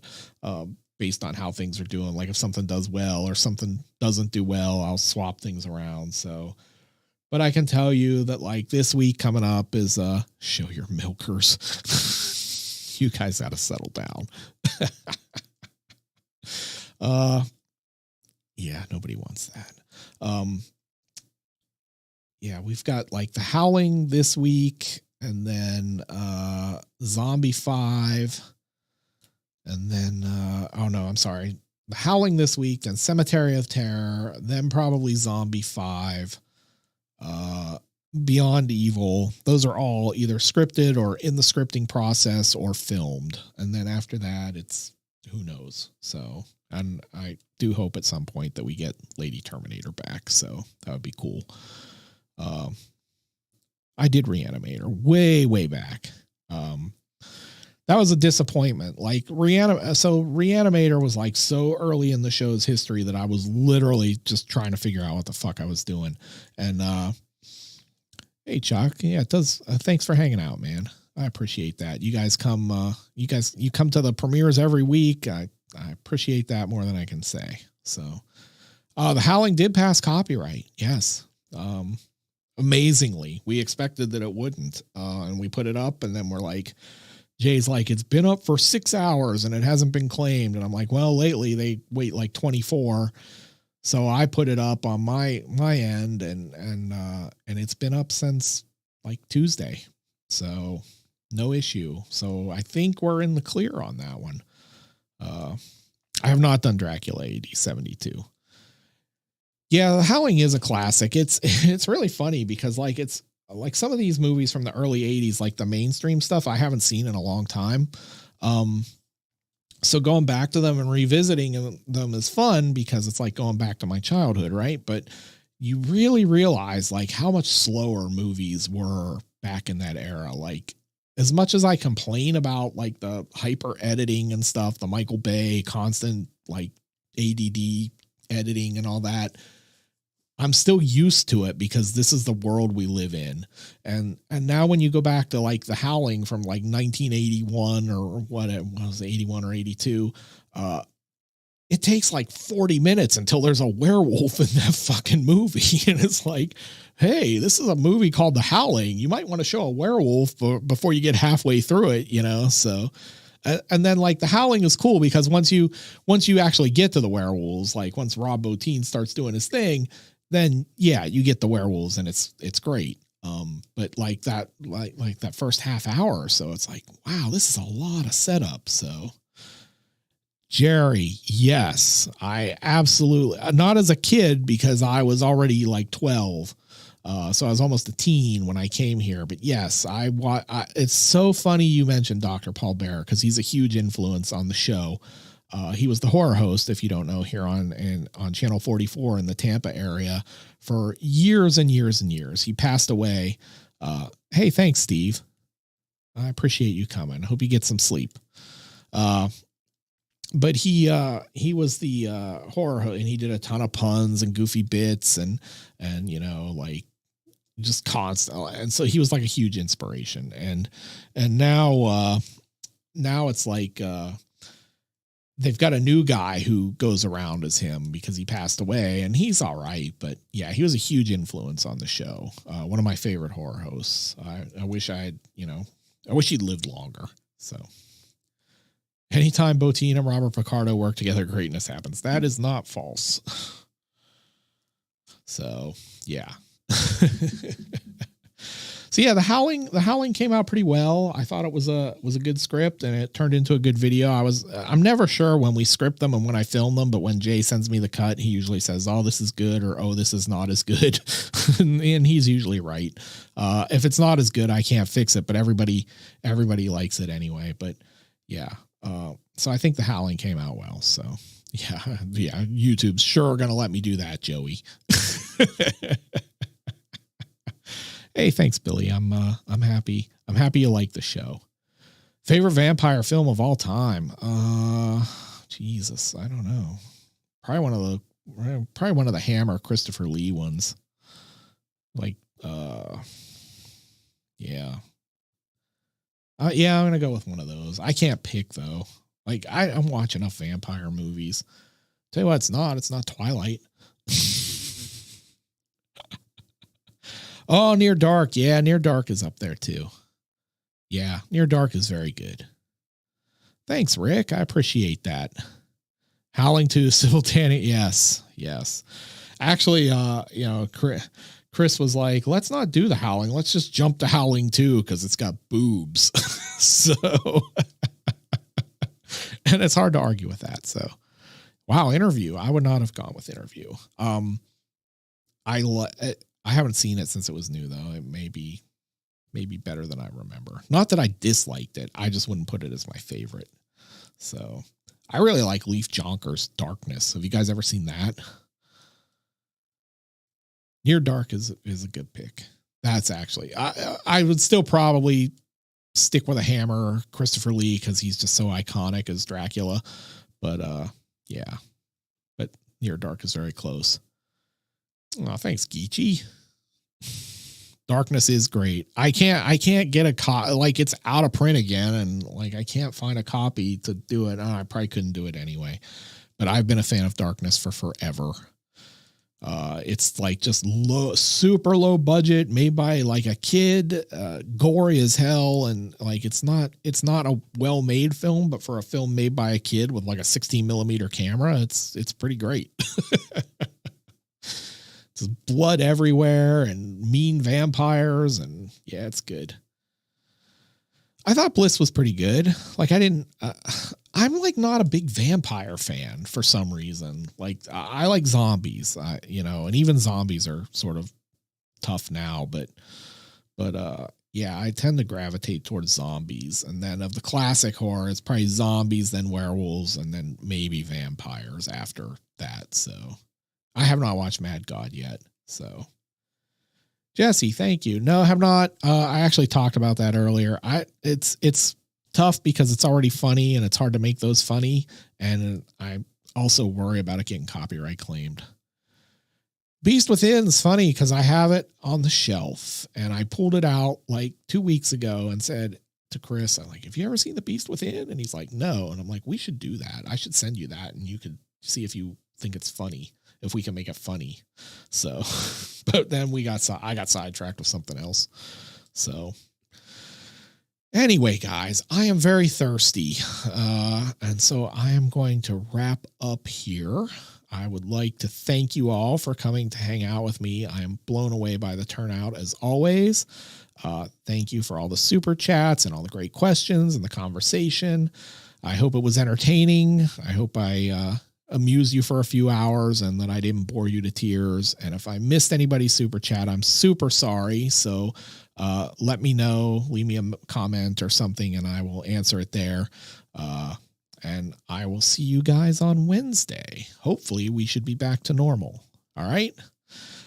Thank you again for coming and I hope you all have a good night and be safe. All right. I'm going to make sure nobody's in my house. Good night.